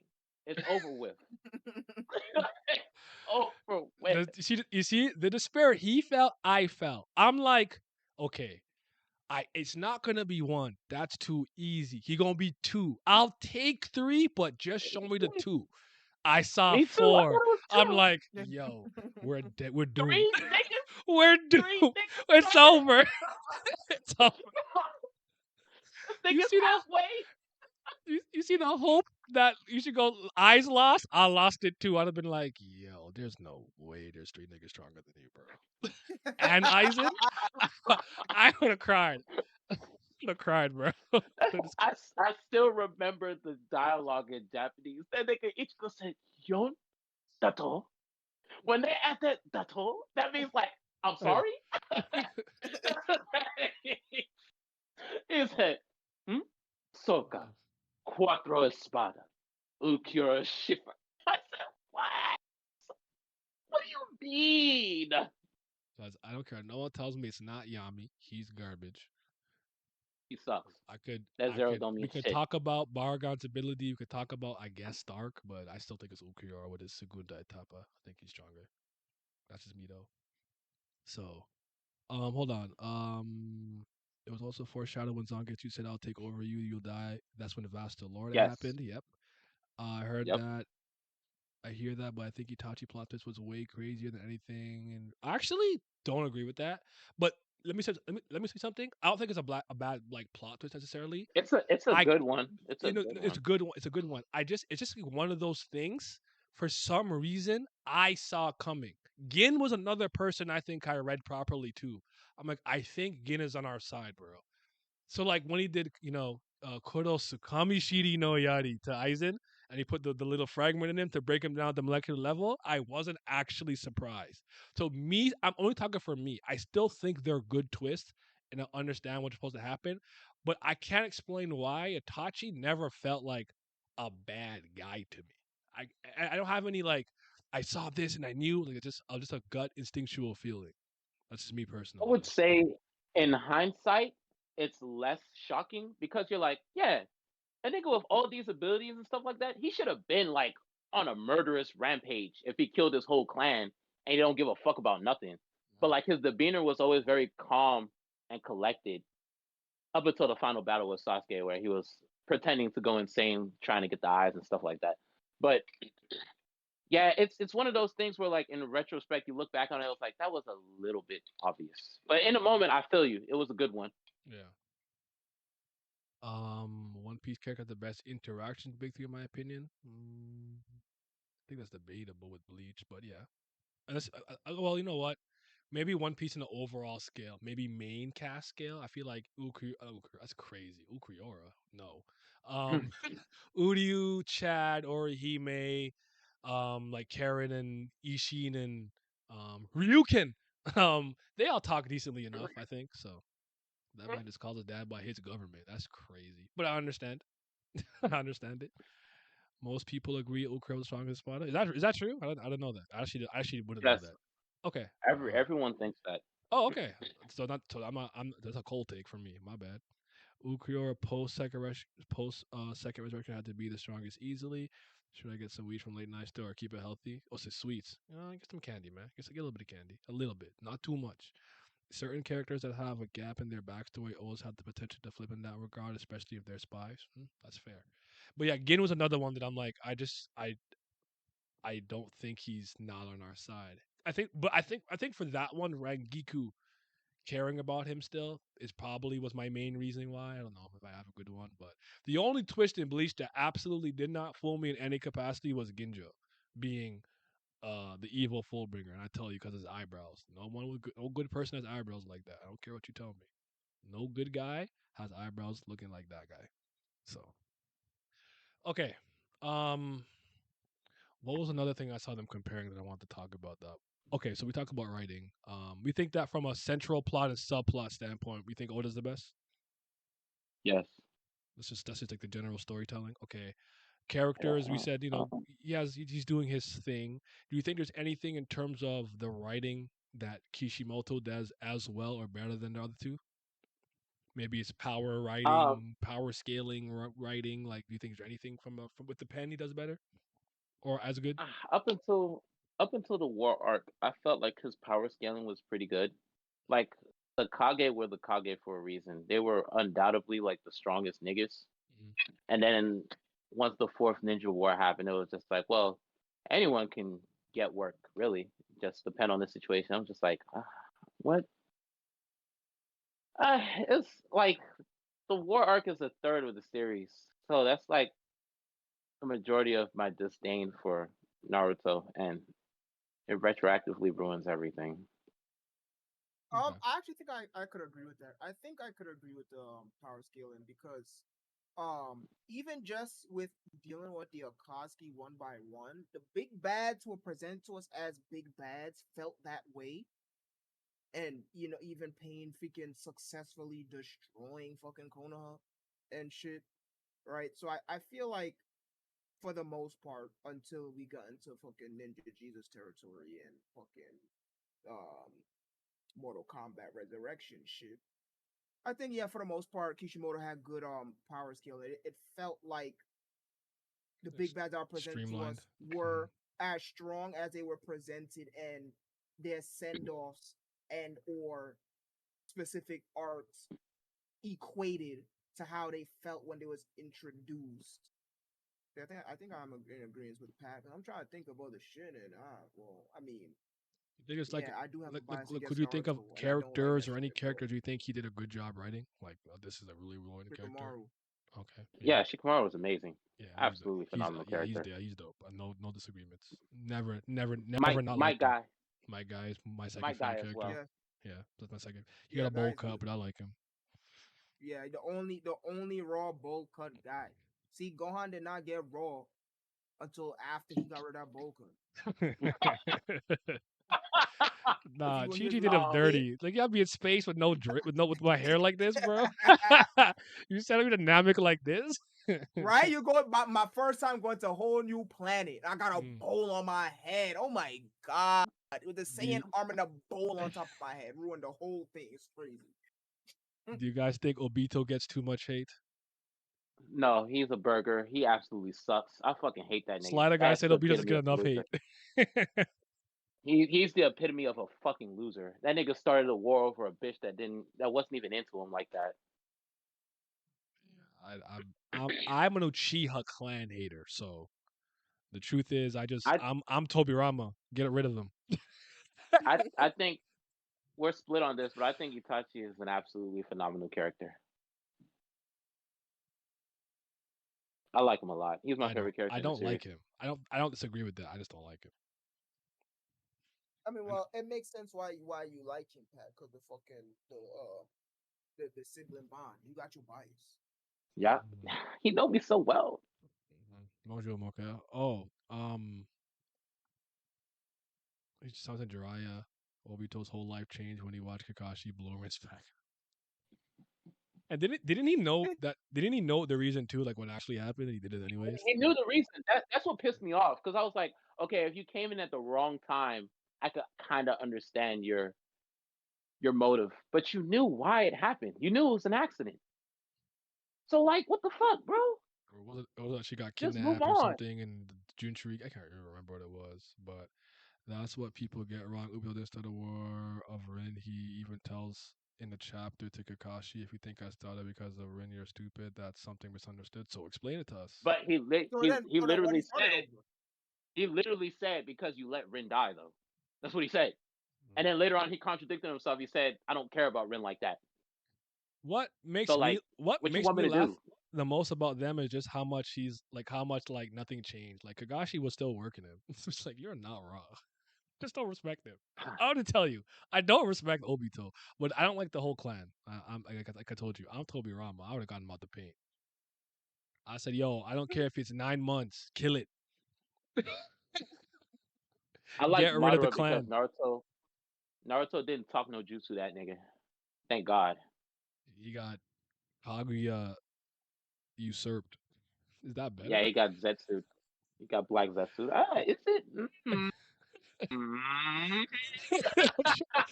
We're like, I hear you, but is that better? Like, that was equally I as didn't garbage. expect you to. I didn't expect you to ask me that question. You said I didn't think I'd get this far. No. Yeah, I don't know, man. I just that last war is just God. I don't know what to do with that. But the last two things I'll say here because I know Jimmy's gonna have to prepare soon. Is in terms of the protagonist and antagonist across the big three. What are our general thoughts? Like, do we think that most series have good we'll keep antagonists for now, like antagonist. Not having to be bad guy or villain, just antagonist. Somebody who opposes the protagonist is what that means. Do you think they all did a solid job? Because Madara is heralded as one of the greatest anime villains of all time by most people. I'm not mad at it. I don't know about all that. I don't agree, but I think Orochimaru is the best. And there it is. Thank you. In Naruto, I think it's Orochimaru. I think they're just blinded by how strong Madara is. Yeah, he's and like his showcase in the war. But like, bro, Orochimaru was out here putting in the work, and his influence from that work is felt throughout the entire series. What the fuck are we talking about? Fucking a nigga who's dead. Orochimaru has feats. He actually killed the Kage. Well, I wouldn't say killed, but he's the reason the third died. He planned a coup. It was damn near successful because they took out the leader and shit. Fucking, he was experimenting on hundreds of fucking people in the dark He and will never snatch faced a kid out the justice for forest it. and throw him under a goddamn microscope. Yeah, he never faced any justice for it either, which is kind of raw. Fuck the police. But the villain, this is my time to shine. Let me put this shit down. The villain that is absolutely overrated that I'm about to shit on is Pain. Can't fucking stand this nigga. That's interesting. Talk to me. He's actually a shitty villain because he started all this shit, right? Because the world tormented his reasoning was solid enough.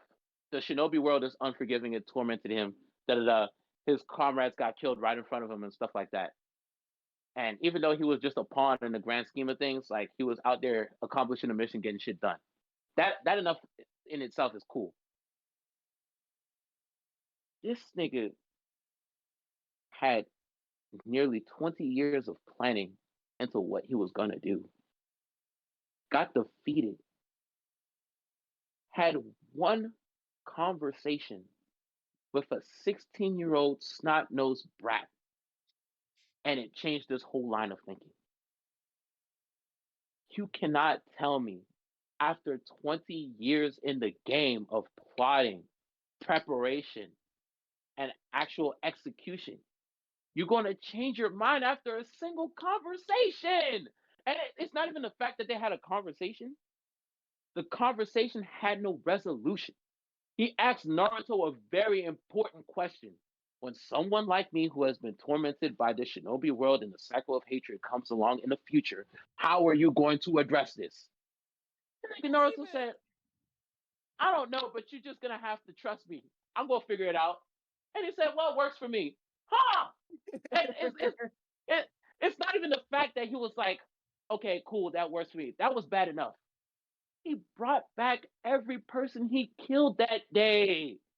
Where is the consequence? Where is the I really dislike that arc for that very reason. I'm just like, bro, there's no ramifications for what this nigga has just done? Are you serious? All the tension that I just read for like the last 70 chapters, it's gone. Was he good up until that point, though? Yes. That's what makes him so shitty. It's the polar opposite effect of what he was doing and then what he ended up doing.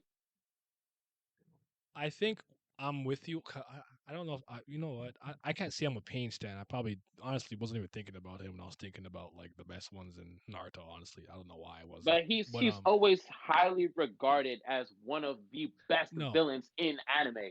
And I'm just like, bro, this nigga actually sucks. But I would argue that like I agree because I think I'm consistent here because I have the exact same problem with Kuvira in the last season of Korra, where I'm like, if you're gonna do all of this to be the great uniter, and even granted it wasn't as much of the time, but still, and you were willing to blow up Baatar Jr., which was your goddamn fiance. You tell me one little conversation with Korra was gonna talk you out of all of that? I don't believe it. I don't buy it. I don't think it's believable. So, I think I can agree with that. But I think Orochimaru was fantastic. I really do.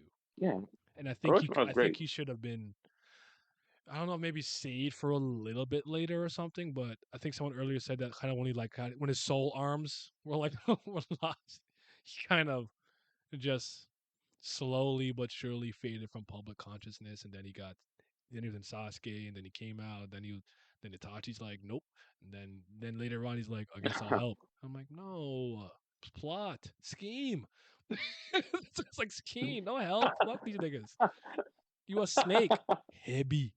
But yeah, so yeah, he cool. I just don't fuck with him because he used snakes. I don't fuck with snakes, and that shit always coming out his mouth. That shit's gross. Yeah, he's actually disgusting, but he raw. When it comes to the other two series, wait, sorry, Sammy, did you want to say anything about antagonists in Naruto first?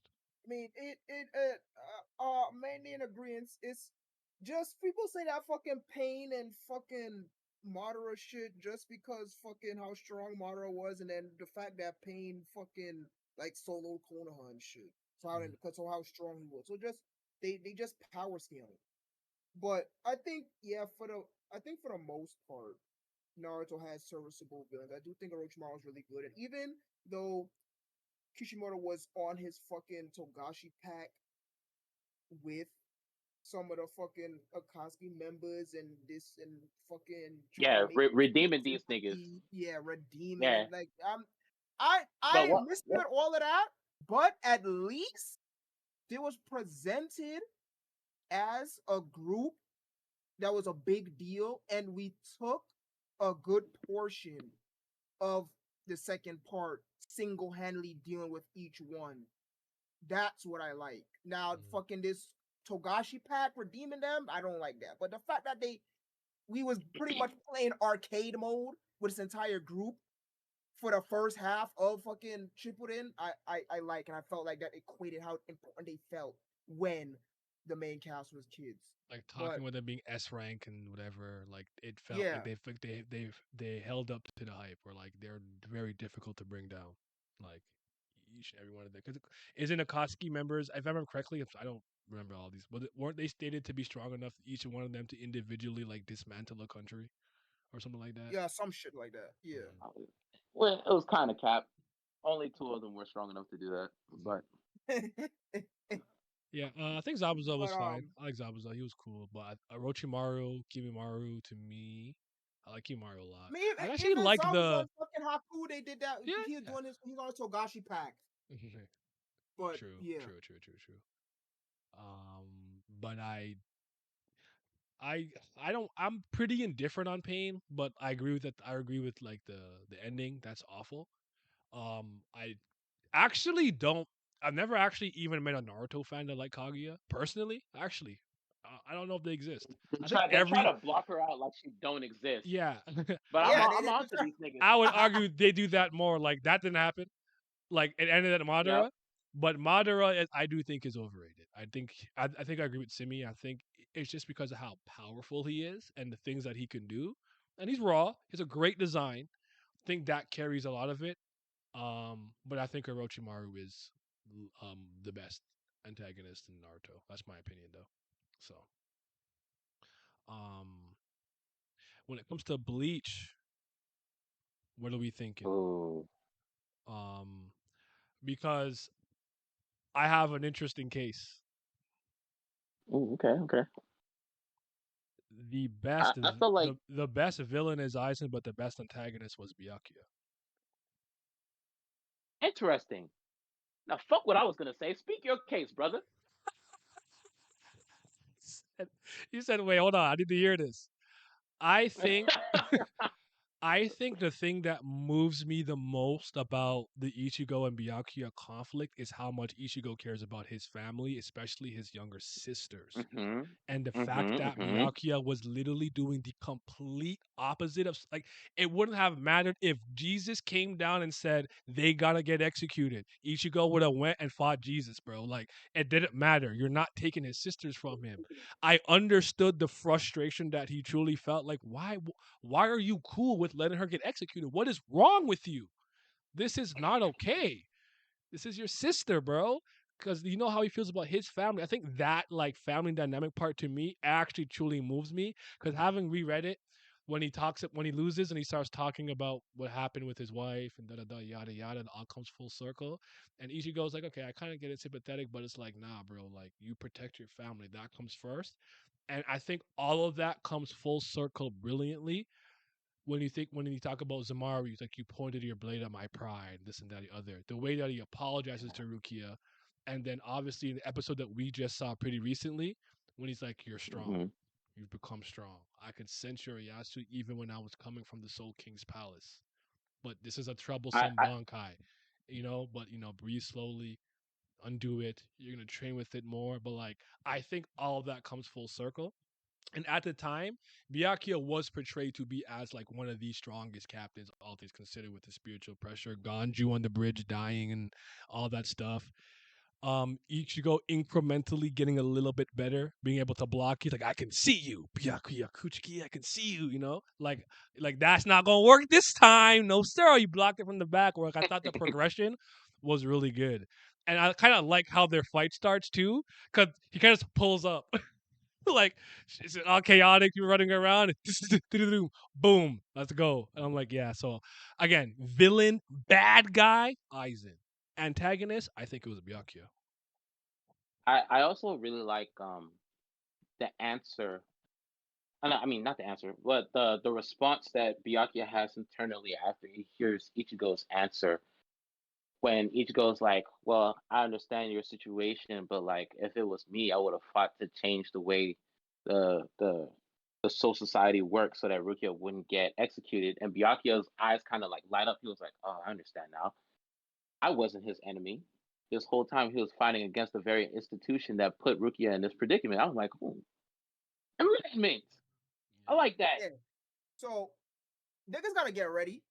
So I'm gonna just fucking shoehorn real quick. Mm-hmm. In Bleach's case, even though I hardly remember not a goddamn thing fucking about it, I don't have any fucking real issues with any of the Bleach antagoni. Like the Hollow was, Yes, yes. Hollow were fun. I thought they're very not only scary, but I think that the designs are pretty iconic. Not only to the series, but just Kubo's style and his sense of um creating a concept or just a character, right? And so I like the Hollows a lot. And then even though fucking Soul Society is fighting our future friends type shit, it was a good portrayal of Ichigo's sense. I don't even want. I guess you could classify it as justice, but just Ichigo's morals in general that it don't match. He was pretty much on his Toma pack.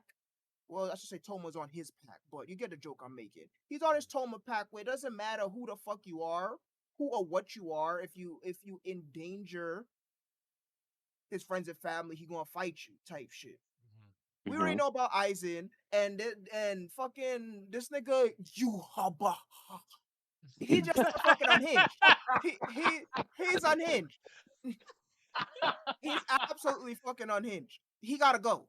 Right? And so he and his ass gotta just fucking go, period. So I don't have any issues with any of the major Bleach antagonists, included when they were antagonists and then not, but yeah, I think Kubo did a at least a satisfactory job there. And with OP, I think Oda does a fantastic job for the most part.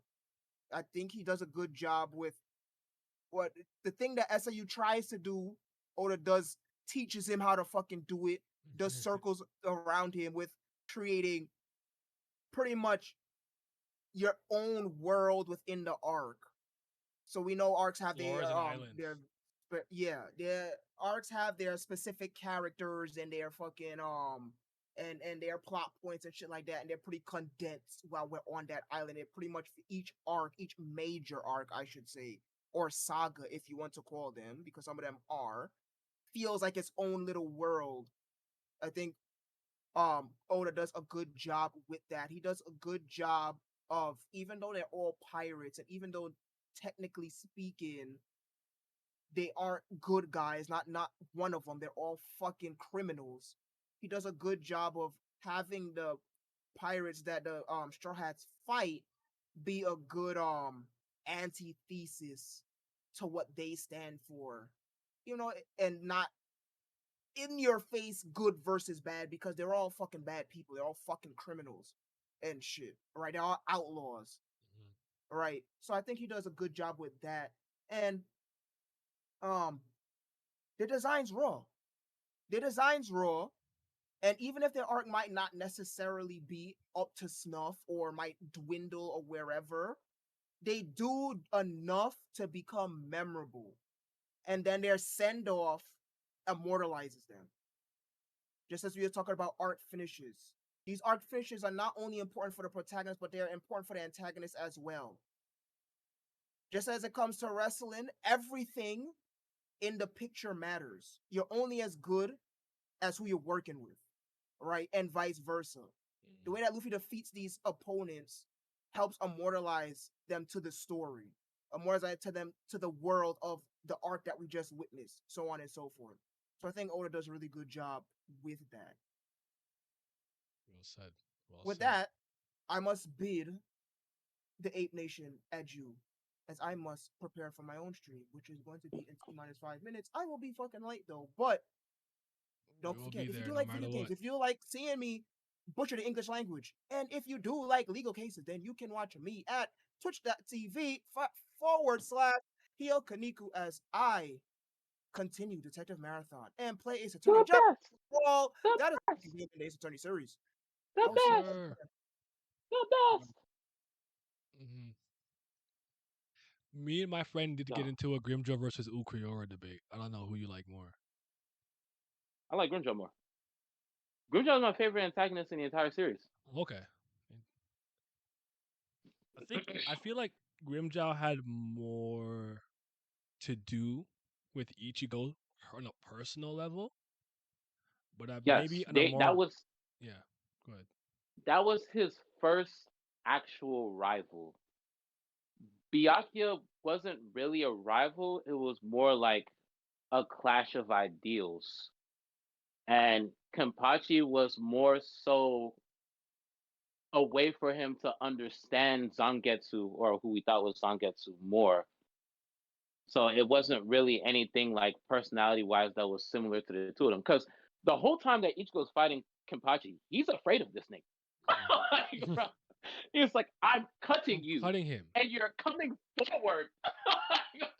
What's wrong with you? Ichigo Kenpachi's like, what's wrong with you? You're strong as shit. Why don't you like to fight him? It's so crazy. Yeah. On the point of antagonists for Bleach, I would say I loved almost every single antagonist that was presented towards us, and I also loved what they represented. So, like, of course, the Grand Fisher I think is the very first one, Yeah. and this is a personal battle, and this is when I knew I liked Ichigo a lot. I don't want to hear none of that revenge is bad bullshit. You killed my mother? I'm going to kill you. That nigga said that straight up. He said, I'm not gonna rest until you're dead. Ain't That no, nigga was he's the out great for coolest guy blood. ever. God, that line makes me sick to my stomach. Keep going. Yeah, that nigga was in a life or death struggle with someone who was at Grand Fisher was stronger than Ichigo at the time. He was on a higher level than him. And he was fighting as desperately as he could. And when that nigga retreated, he said, get your ass back here. we're not done yet. I'm going to kill you. So I like that. That's when I knew that I liked Bleach initially. Actually, I said Grimjaw was Ichigo's first rival. I think it might have been Renji, honestly. That's fair. Yeah, Because it was Renji. Because Renji and him compete in a bit of a different way because usually they end up training together in a similar way that Renji ends up figuring out first. But yeah, I got you though. yeah. And they had two But, matches, the one in the real world and then blah blah Byakuya, and then later on in Soul Style, yeah, the Renji thing as an antagonist is actually, I think, underlooked. Even I just underlooked it this time myself, because both of them care for Rukia deeply, but they care in different ways. I'm so sick and tired of people saying that Ichigo and Rukia should be together. You niggas need to understand that platonic relationships exist. All right, Rukia is like I the never saw older the sibling. romantic interest between them. I thought it was always Orihime. That's just me though. Yeah, exactly. Rukia is like the older sister that Ichigo never had. That's the way she addresses him. That's the way Ichigo thinks of her. But obviously she's small, so like Ichigo's like must protect. And Renji been in love with Rukia since like forever. But since Soul Reaper Academy School. Since Byakuya is his direct superior and he's in the Soul Society system, he doesn't understand the best way to help Rukia in this scenario because he's not strong enough yet. He's been training all this time to surpass Byakuya. And then here comes this nigga, Ichigo, who is the reason why Rukia is up for execution. He's like, he's misguiding his frustrations towards Ichigo. It's not Ichigo's fault, but he's just like, you're the reason why she locked up right now. You're the reason why she about to die. And Ichigo's like, well, what about you? You know her longer. Why don't you do something? You're the one that took her back over here. So, they fight, duke it out. Ichigo get the MC tax, so he won. But I thought that was like, a way for both of them to bond. I really appreciated that because then, like you said, they did both end up training together and they both fought a common enemy with Byakuya. Renji failed, but Ichigo succeeded, yada, yada. But, like, even the inner turmoil that Ichigo has, I consider White as an antagonist. Yes. Just off the way that he torments Ichigo 24/7. Is so unhinged that he can't sit down and wait for 5 minutes while Ichigo is fighting. He's just like, nah, let me get in that. He's like, you're not fighting right. It's like, you're not fighting right. Let me get in there. Let me show you how to use Bankai. Like 9 times out of 10, he do be like saving his life, kind of. Yeah. But other times it's like, bro, you're being a hindrance. And nigga can't fight fully because you bothering him. You're in the way. And I'm perfectly sure she knew he was a Shiba. A lot of people say that. I couldn't discern that anyone could tell that. Some people did say that Ichigo looks like Thing though. I think I recall people saying that. Yes, Ukitake said it. He said he looks like, and then Byakuya was like, he's not who you're thinking, but they didn't know that he is actually a Shiba clan member. Yeah, shout out to Ishin. But the thing with Ichigo and Grimmjow is like, there were two individuals that were similar in strength, and but at the same time, they were not like at the very top of their institutions, so to speak. Because like Grimmjow is like number 6, which is a little lower than half in the Espada rank. And Ichigo like just got his Shinigami power, so obviously he's not going to be stronger than the strongest captains. Like he's not better than Byakuya, Kyoraku, Yamamoto, and all that stuff. But they both have like a vital role to play in the war. And that fight was a way for Ichigo to understand that he actually does enjoy getting stronger and fighting strong opponents. Because Ichigo does this thing where he be kind of lying to himself a little bit. Like, I do this only to protect. Only. That's the only reason why I do it. The only reason. It's not entirely true. Yeah, like, bro, when you came to Wakamoto, like, yeah, you were trying to get Orihime, but you wanted to see Grimmjow again. You wanted that run back. You wanted to get your lick back on this nigga. Absolutely. And that's what Grimmjow was trying to convey to him. He was like, bro, let's be serious. Let's be serious. You wanted to fight me. You want to kill me because I hurt your friend. That's understandable. Also, I beat your ass. Yeah. Like, why wouldn't you? No, I'm with you. I think Ukuyo's up there for me though. I think from a personal standpoint, I definitely give it to Grimmjow. The reason I think Ukuyo just on a grander scale. And it always looked to me like he was trying to understand them. You know what I'm saying? Like he didn't get humans or the heart or whatever. Like he was trying to figure something out, and he was trying to use. I think the conduit he was trying to use was Orihime and Ichigo and their relationship, but he couldn't get it because he's because I remember him being like, he is outclassed. He cannot win.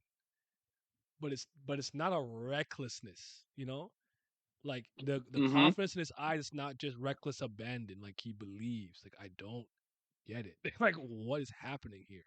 And he's like, you think I'd just be scared or run away just because you're stronger than me? Like, bro, I have a duty. Yep. And he's like, all right, hold on. What if I do segunda etapa? Nothing. And he just goes like, I still gotta fight you. It doesn't change nothing. It doesn't change the goddamn thing. If I want to bring Orihime home, you gotta die, nigga. Like it's either I can or I can't do it. And I don't think he understood that. So it was kind of funny. Oh man. I liked when he asked Orihime, what is a heart? Is it that thing that beats in your chest? Like, if I take it out, will I see it? Yeah. Will it cease to exist if you die?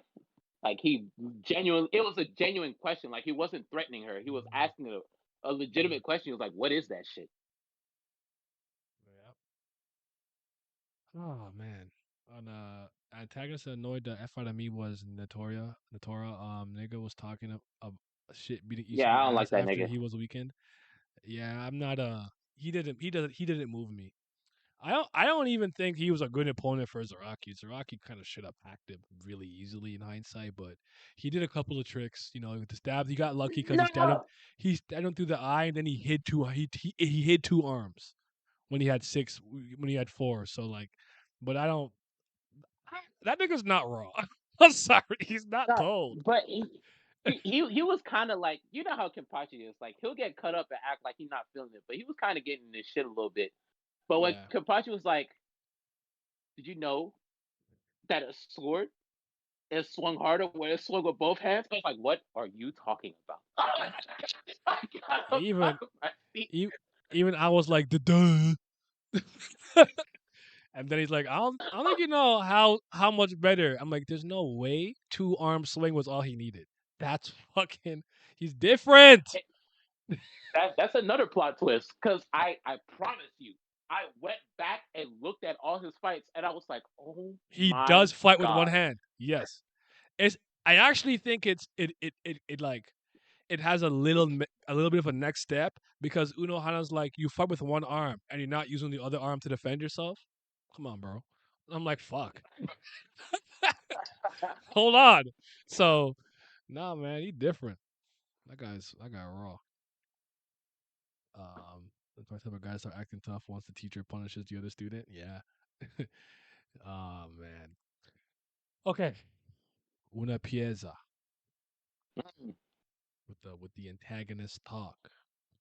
Now, by virtue of how the story is told, I think it automatically has the most. But I do think Oda hits way more than he misses. I don't even as much as like some of them are like I look at it like they work for the time period or work for the arc itself, even if things change after, like a Buggy, Kuro, whatever. They don't have to have like this long down trickle down effect to other parts of the series.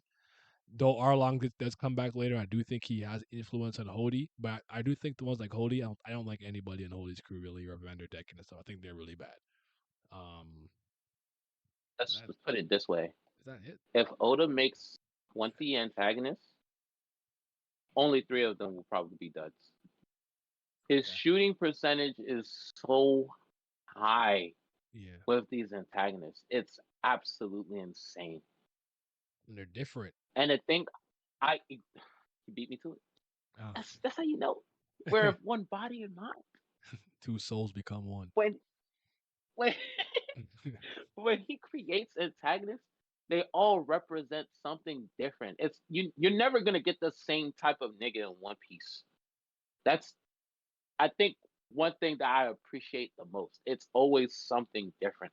Like, for example, in the beginning you have Don Krieg, nigga had resources on top of resources. Military Nigga was might. planning military might, chemical warfare. He had all of that shit, but he didn't have the stuff.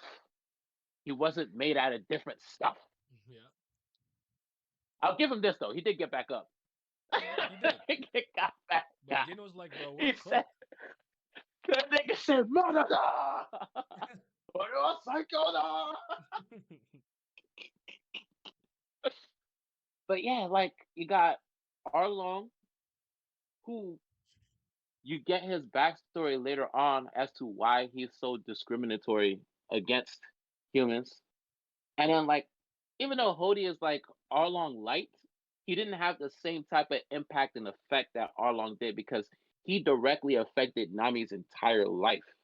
Like, this is a core member of the crew. He impacted her directly, and he was just holding a nation in terror with his grip, like, for how many years? Like 13 years, 12 years. Mercy. Wait, Arlong, you said? Mm-hmm. I think it was 8.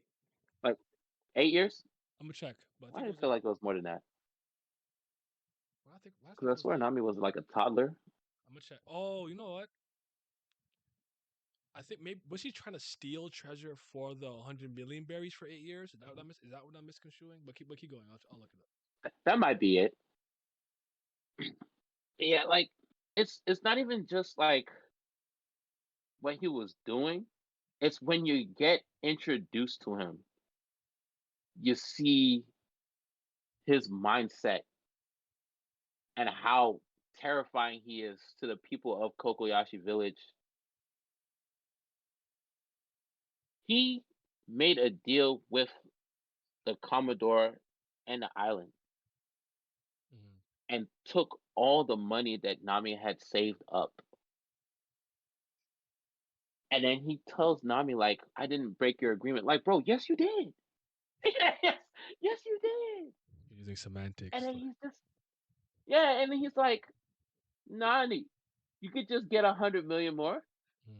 It'll probably be a lot faster now that you're an adult. And he laughs in her face. And like, the way that Oda presented it, you could see that Nami like completely lost the end of her rope at that moment in time.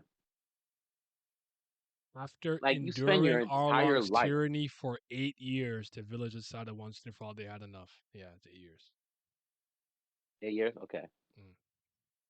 And then like everybody that she knows that's going off to fight this thing, she knows they're all gonna die. Like I can't really think of many series in the beginning stages of a series showcase a villain that doesn't get redeemed, that impacted a character to this degree, where they were just like completely and utterly drowned in abject despair. Like her taking a knife and stabbing the tattoo on her shoulder of the Arlong pirates, because that's the only way that she can hurt Arlong, but it's still hurting herself. Yeah. Like that's some brilliant mega brain writing. I heard it. I was like, Nami, no. I didn't even trust her at the time. I was like, I don't know. Do we trust her? That's why I always felt doubly bad for Robin. I'm like, I didn't trust her, and I feel bad. We gotta save her, dog. We gotta.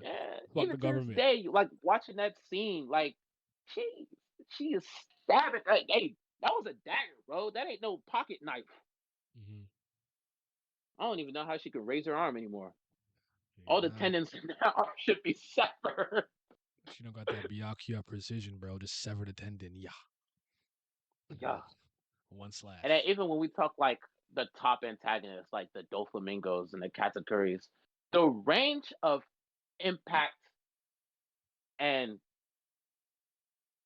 what's the word that I want to use? Influence. Even that Doflamingo and ranking that they have, because the Katakuris are number 2 on the crew. You know what I'm saying?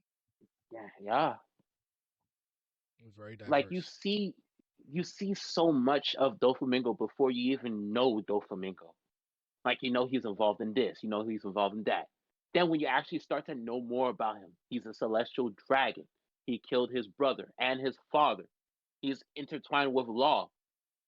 Like it's just so many things that gets revealed about these characters, the motives behind why he did these things, his mindset. Like he tells you straight up, I don't get on my family for failure, but betrayal is something that I absolutely cannot tolerate. Yep. And it held true. Like Buffalo and Baby 5 and them, they bumbling idiots. They always failing all the time. He just laughed it off like, it's all right. Diamante lose to Maribel no me. He was like, well, what's done is done. But niggas betray him? Nah, you gotta die. You gotta die. He's like, my own flesh and blood? He's like, no, I can't do it. So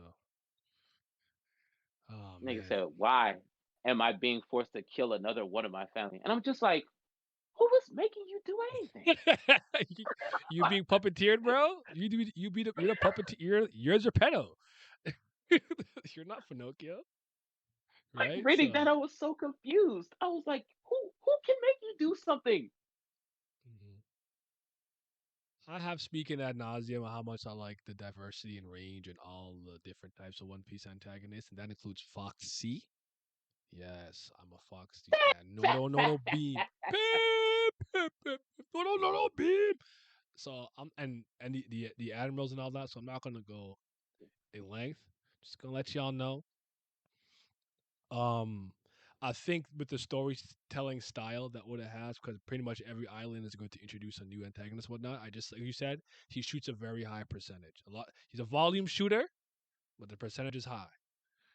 Yeah, And that's he'll throw a lot of villains at you, dog. I'm not even you gonna lie. you gotta and I think that's pretty hard to do, especially since they're not all cut from the different mold. I've always in a weird way given Dofi shit for this, which I don't even think is fair. Where I think he's a traditional villain done Yeah, extremely well in One Piece, but I'm used to kind of unconventional villains, right? So I always dock points for that. I'm like, you're like you're like the example I use in sports. You're like a perfect Michael Jordan fadeaway, but like the other shit he's doing is some weird like 3-point layup, like scoop layup. You know, like it's just something different, which I like a lot more because it's distinct and everything. So I don't have to go into great detail. I literally talk about this all the time, and I even spoke about it a little bit in my recent videos. Like, did you see how angry I got some One Piece fans with that video? And I don't think I said anything crazy. I said I think by the end of it, at the very least, Kizaru will look from top to bottom more impressive than Lin and Kaido from a combat standpoint. that's not a Malfunction, crazy take I know, but they're like, he because doesn't of even his have ability. he doesn't even have conquerors. And I'm like, well, from what we can tell, neither of them were even awakened. And what I think Kizaru is going to do is showcase a Logio's awakening. That will be what I don't even know for sure. Doesn't have advanced conquerors hockey. I'm assuming he doesn't. I am. I think he'll be adept with Armen and observation. But I think he's gonna show us what a Logia awakening really looks like. So I'm very excited. And you guys know that's my favorite Marine. So I'm very excited to see him in action. So What did I tell you, bro? mm, Critical thinking, media literacy, and reading comprehension is in the toilet. it's All time low. but Talk about a nigga that packed up all the fucking supernova on Shibodi effortlessly. when he has to go deal with Why would it Whitebeard be crazy? after, like very Yeah, like why would it nonchalantly. be crazy to assume he'll do something off the wall? There's been there's a part of the community that has this opinion, and I think from what I know, I think King of Lightning is the biggest proponent of this. But I think he said 2 or 3 admirals are needed to take out one Yonko, right? So, It depends on which admirals. real question: do you have reading comprehension? You don't, but it's okay. You're just vibing. Sometimes you just vibe. It's fine. We can't all be as smart as us. But yeah, and I think that a lot of people respect him and respect his opinion and really like him, like Cole, so they kind of ran with that. And I've never been the one who's saying admirals were better or stronger or whatever. I just always the example that I always use is I just literally think it's the most tepid opinion in One Piece, which is so funny to me because not I don't think it's a crazy take. I'll be like, I opened the fucking newspaper. What's on the front page? Big Mom clashes with Kizaru. Big Mom wins. Oh, I'm not shocked. Kizaru wins. Oh, I'm not shocked. It's a draw. Still not shocked. No outcome is going to have my eyes come out my head like Gear 5 Luffy. I'm like, it's all fair. Same thing was like, oh, well, Kuzan fights with Kaido. Kuzan won. Fair enough. Kaido won. Fair enough. It's a draw. Fair enough. And and then like, does that not sound like a very normal, rational, tepid take? It's so funny to me that my One Piece opinions are the most normal in the community. They're not on either end of the spectrum, and it drives them insane. It doesn't make any sense to me. Like, how could you not, Zoro, think Zoro's going to kill Kaido? Because I'm not an idiot. That's why. Why would you It's think that? all time What the hell's pointing dumbest that to take. you? Like, make no goddamn sense. Why did you just decide? You just decided you wanted that. My friend who lives in Germany that has these data books that have not been translated says that Zoro and Luffy are the same level. How could you possibly think that? How could you read a 1,000+ chapters? At the time, we were like, what, 900? So, How could you read 900 chapters and think something like that? and it's one of those things where I just be like, I just gotta look at you. I'm like, all right, man, you got it. Like I've like just the funniest thing I've never seen a fan create a delusion pulled out of the crease of their ass and then get mad when we're like, we have brain cells, so we don't believe this. And they're like, "Ah!" Just, and then now they're calling me the N word. Like, what did I do? Just don't, just not on your side. That stuff is funny. So yeah, we talked a lot about the big three. I mean, we can go more into depth and stuff, but I want to show Simi some love, and I do want to get some food in my belly and stuff and eat. So it is, yeah. ZKK is not that they're alive. It's just like what they pretend to do now. I would say is they pretend that their perception wasn't wrong. Oda was the bozo for portraying things certain type of way, which is why they believed that. And it's like, all right, man, you got whatever. They lost, The we won, arrogance. right? The arrogance, It's Hondo. it's Oda's fault that they thought that because I don't know. So they're not alive, but they're just not intelligent human beings that anyone needs to respect in any capacity. I truly believe if you are a long running fan or a fan of One Piece and you had that thought or got tricked into having it, you have no mental resiliency and your IQ is low. And you need to go deal with that. That's a you problem and not a me problem. I'm incredibly intelligent. I don't have this issue. Can't speak for the rest of some of them. Cannot speak for them. But you're right. Zoro fans are a different breed. I honestly feel knowing there are people who don't have any for feel better. So yeah. Did he also need therapy? So yeah, we talked about antagonists, artwork, fight finishing, writing subplots, character plots across the big three. We spoke about how maybe we didn't think that the big three arguments would be this passionate or whatnot. But I do think one thing that you guys brought up, I think you and Simi brought this up and someone in the chat brought it up that I didn't consider is maybe the new stuff just isn't hitting hard enough to usher in that new era where we think this is more of a bygone era. It's like, I as much I as people think like JJK it's and Yaiba and My Hero and stuff, I do think that newer shonen in general tends to be weaker than the era that I was like a teenager and lived through, I would say. That's just my opinion though. I could be wrong. Maybe the 80s were the it's goat. a combination. Mhm. No, I'm just saying it's a combination of multiple factors. For one, the series aren't running as long as the big three did. I mean, One Piece aside, but like Naruto and Bleach ran pretty long. Like Naruto's like 700 chapters and Bleach is like 680 something. Um, on top of that, we're in the social media age, which I feel like it hurts and it helps the new shit. There's a lot of groupthink, a lot of niggas being told what to like. Mhm. Nobody's not like they're kind of scared to say when they like. Some people are scared to say when they like something. I saw it a lot with Yaiba. Like the final arc had a lot of great fights, and one person said that the arc sucks, and everybody was like, "That arc's not that good." It happened with the fucking the Bleach. Mugen Train. Oh, I'll say Bleach with Super Eye Patch was video. I Well, think well, that Bleach, yeah, Bleach too. yeah.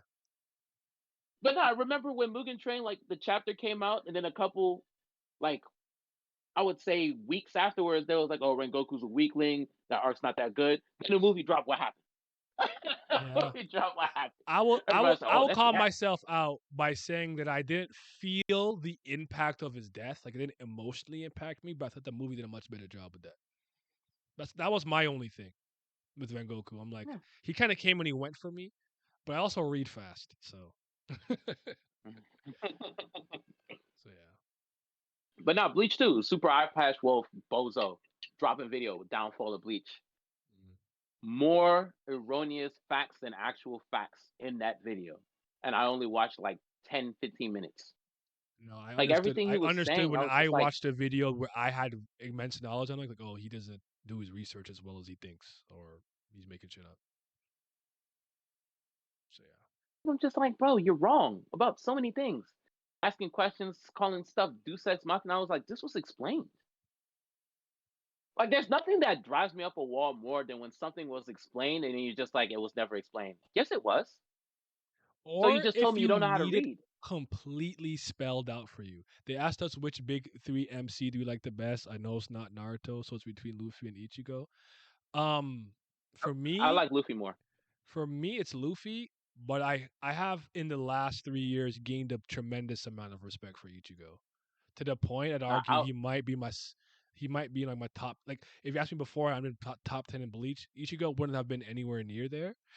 Here's what I'll say.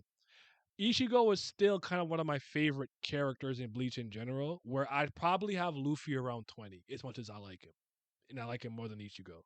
But I like a lot of characters in One Piece people don't really care about. Shirahoshi, Iceberg, stuff like that are amongst my all-time nah, favorite One Piece characters. Ito. And yeah, and a lot of people don't like them, so I might just be a little wired a little differently. But I'll go Luffy, Ichigo, Naruto. That's me. I would say Luffy. I love what he represents, which is why I rate him so highly. Um, if I didn't watch Yu Yu Hakusho as a kid and was exposed to Yusuke first, Luffy would probably be my favorite MC ever. But Ichigo is undoubtedly, absolutely in the older brother Hall of Fame. Like that kind of stuff means a lot to me. I feel like I you and love Laz have had an impact Christmas on me bonds. now. We're not when someone's like a big brother, I feel like whatever. But I'm also a little brother, so it's kind of Yeah, I am too. So yeah, oh I didn't little oh brothers yeah and oh, big okay brothers take them. yeah Yeah, because I'm the second youngest of five. You know, only my little sister. Well, one of my sisters is younger than me. My two sisters and my dad's son are older than me. So yeah, you know. But yeah, that's my answer. But this was fun actually. I actually enjoyed doing this. I'm glad that I did it. That one tweet kind of inspired this talk. So go show this video some love on when I post it on YouTube tomorrow, even if you already saw it. And we gonna rate Simi. He playing some Ace Attorney. He on the best case of the game. Go have fun, man. Go have fun. And Katakuri, go to bed, bro. You said you're going to bed 20 minutes ago. You still up. I know I'm entertaining, but get your sleep, man. Get your sleep. All right, y'all be safe.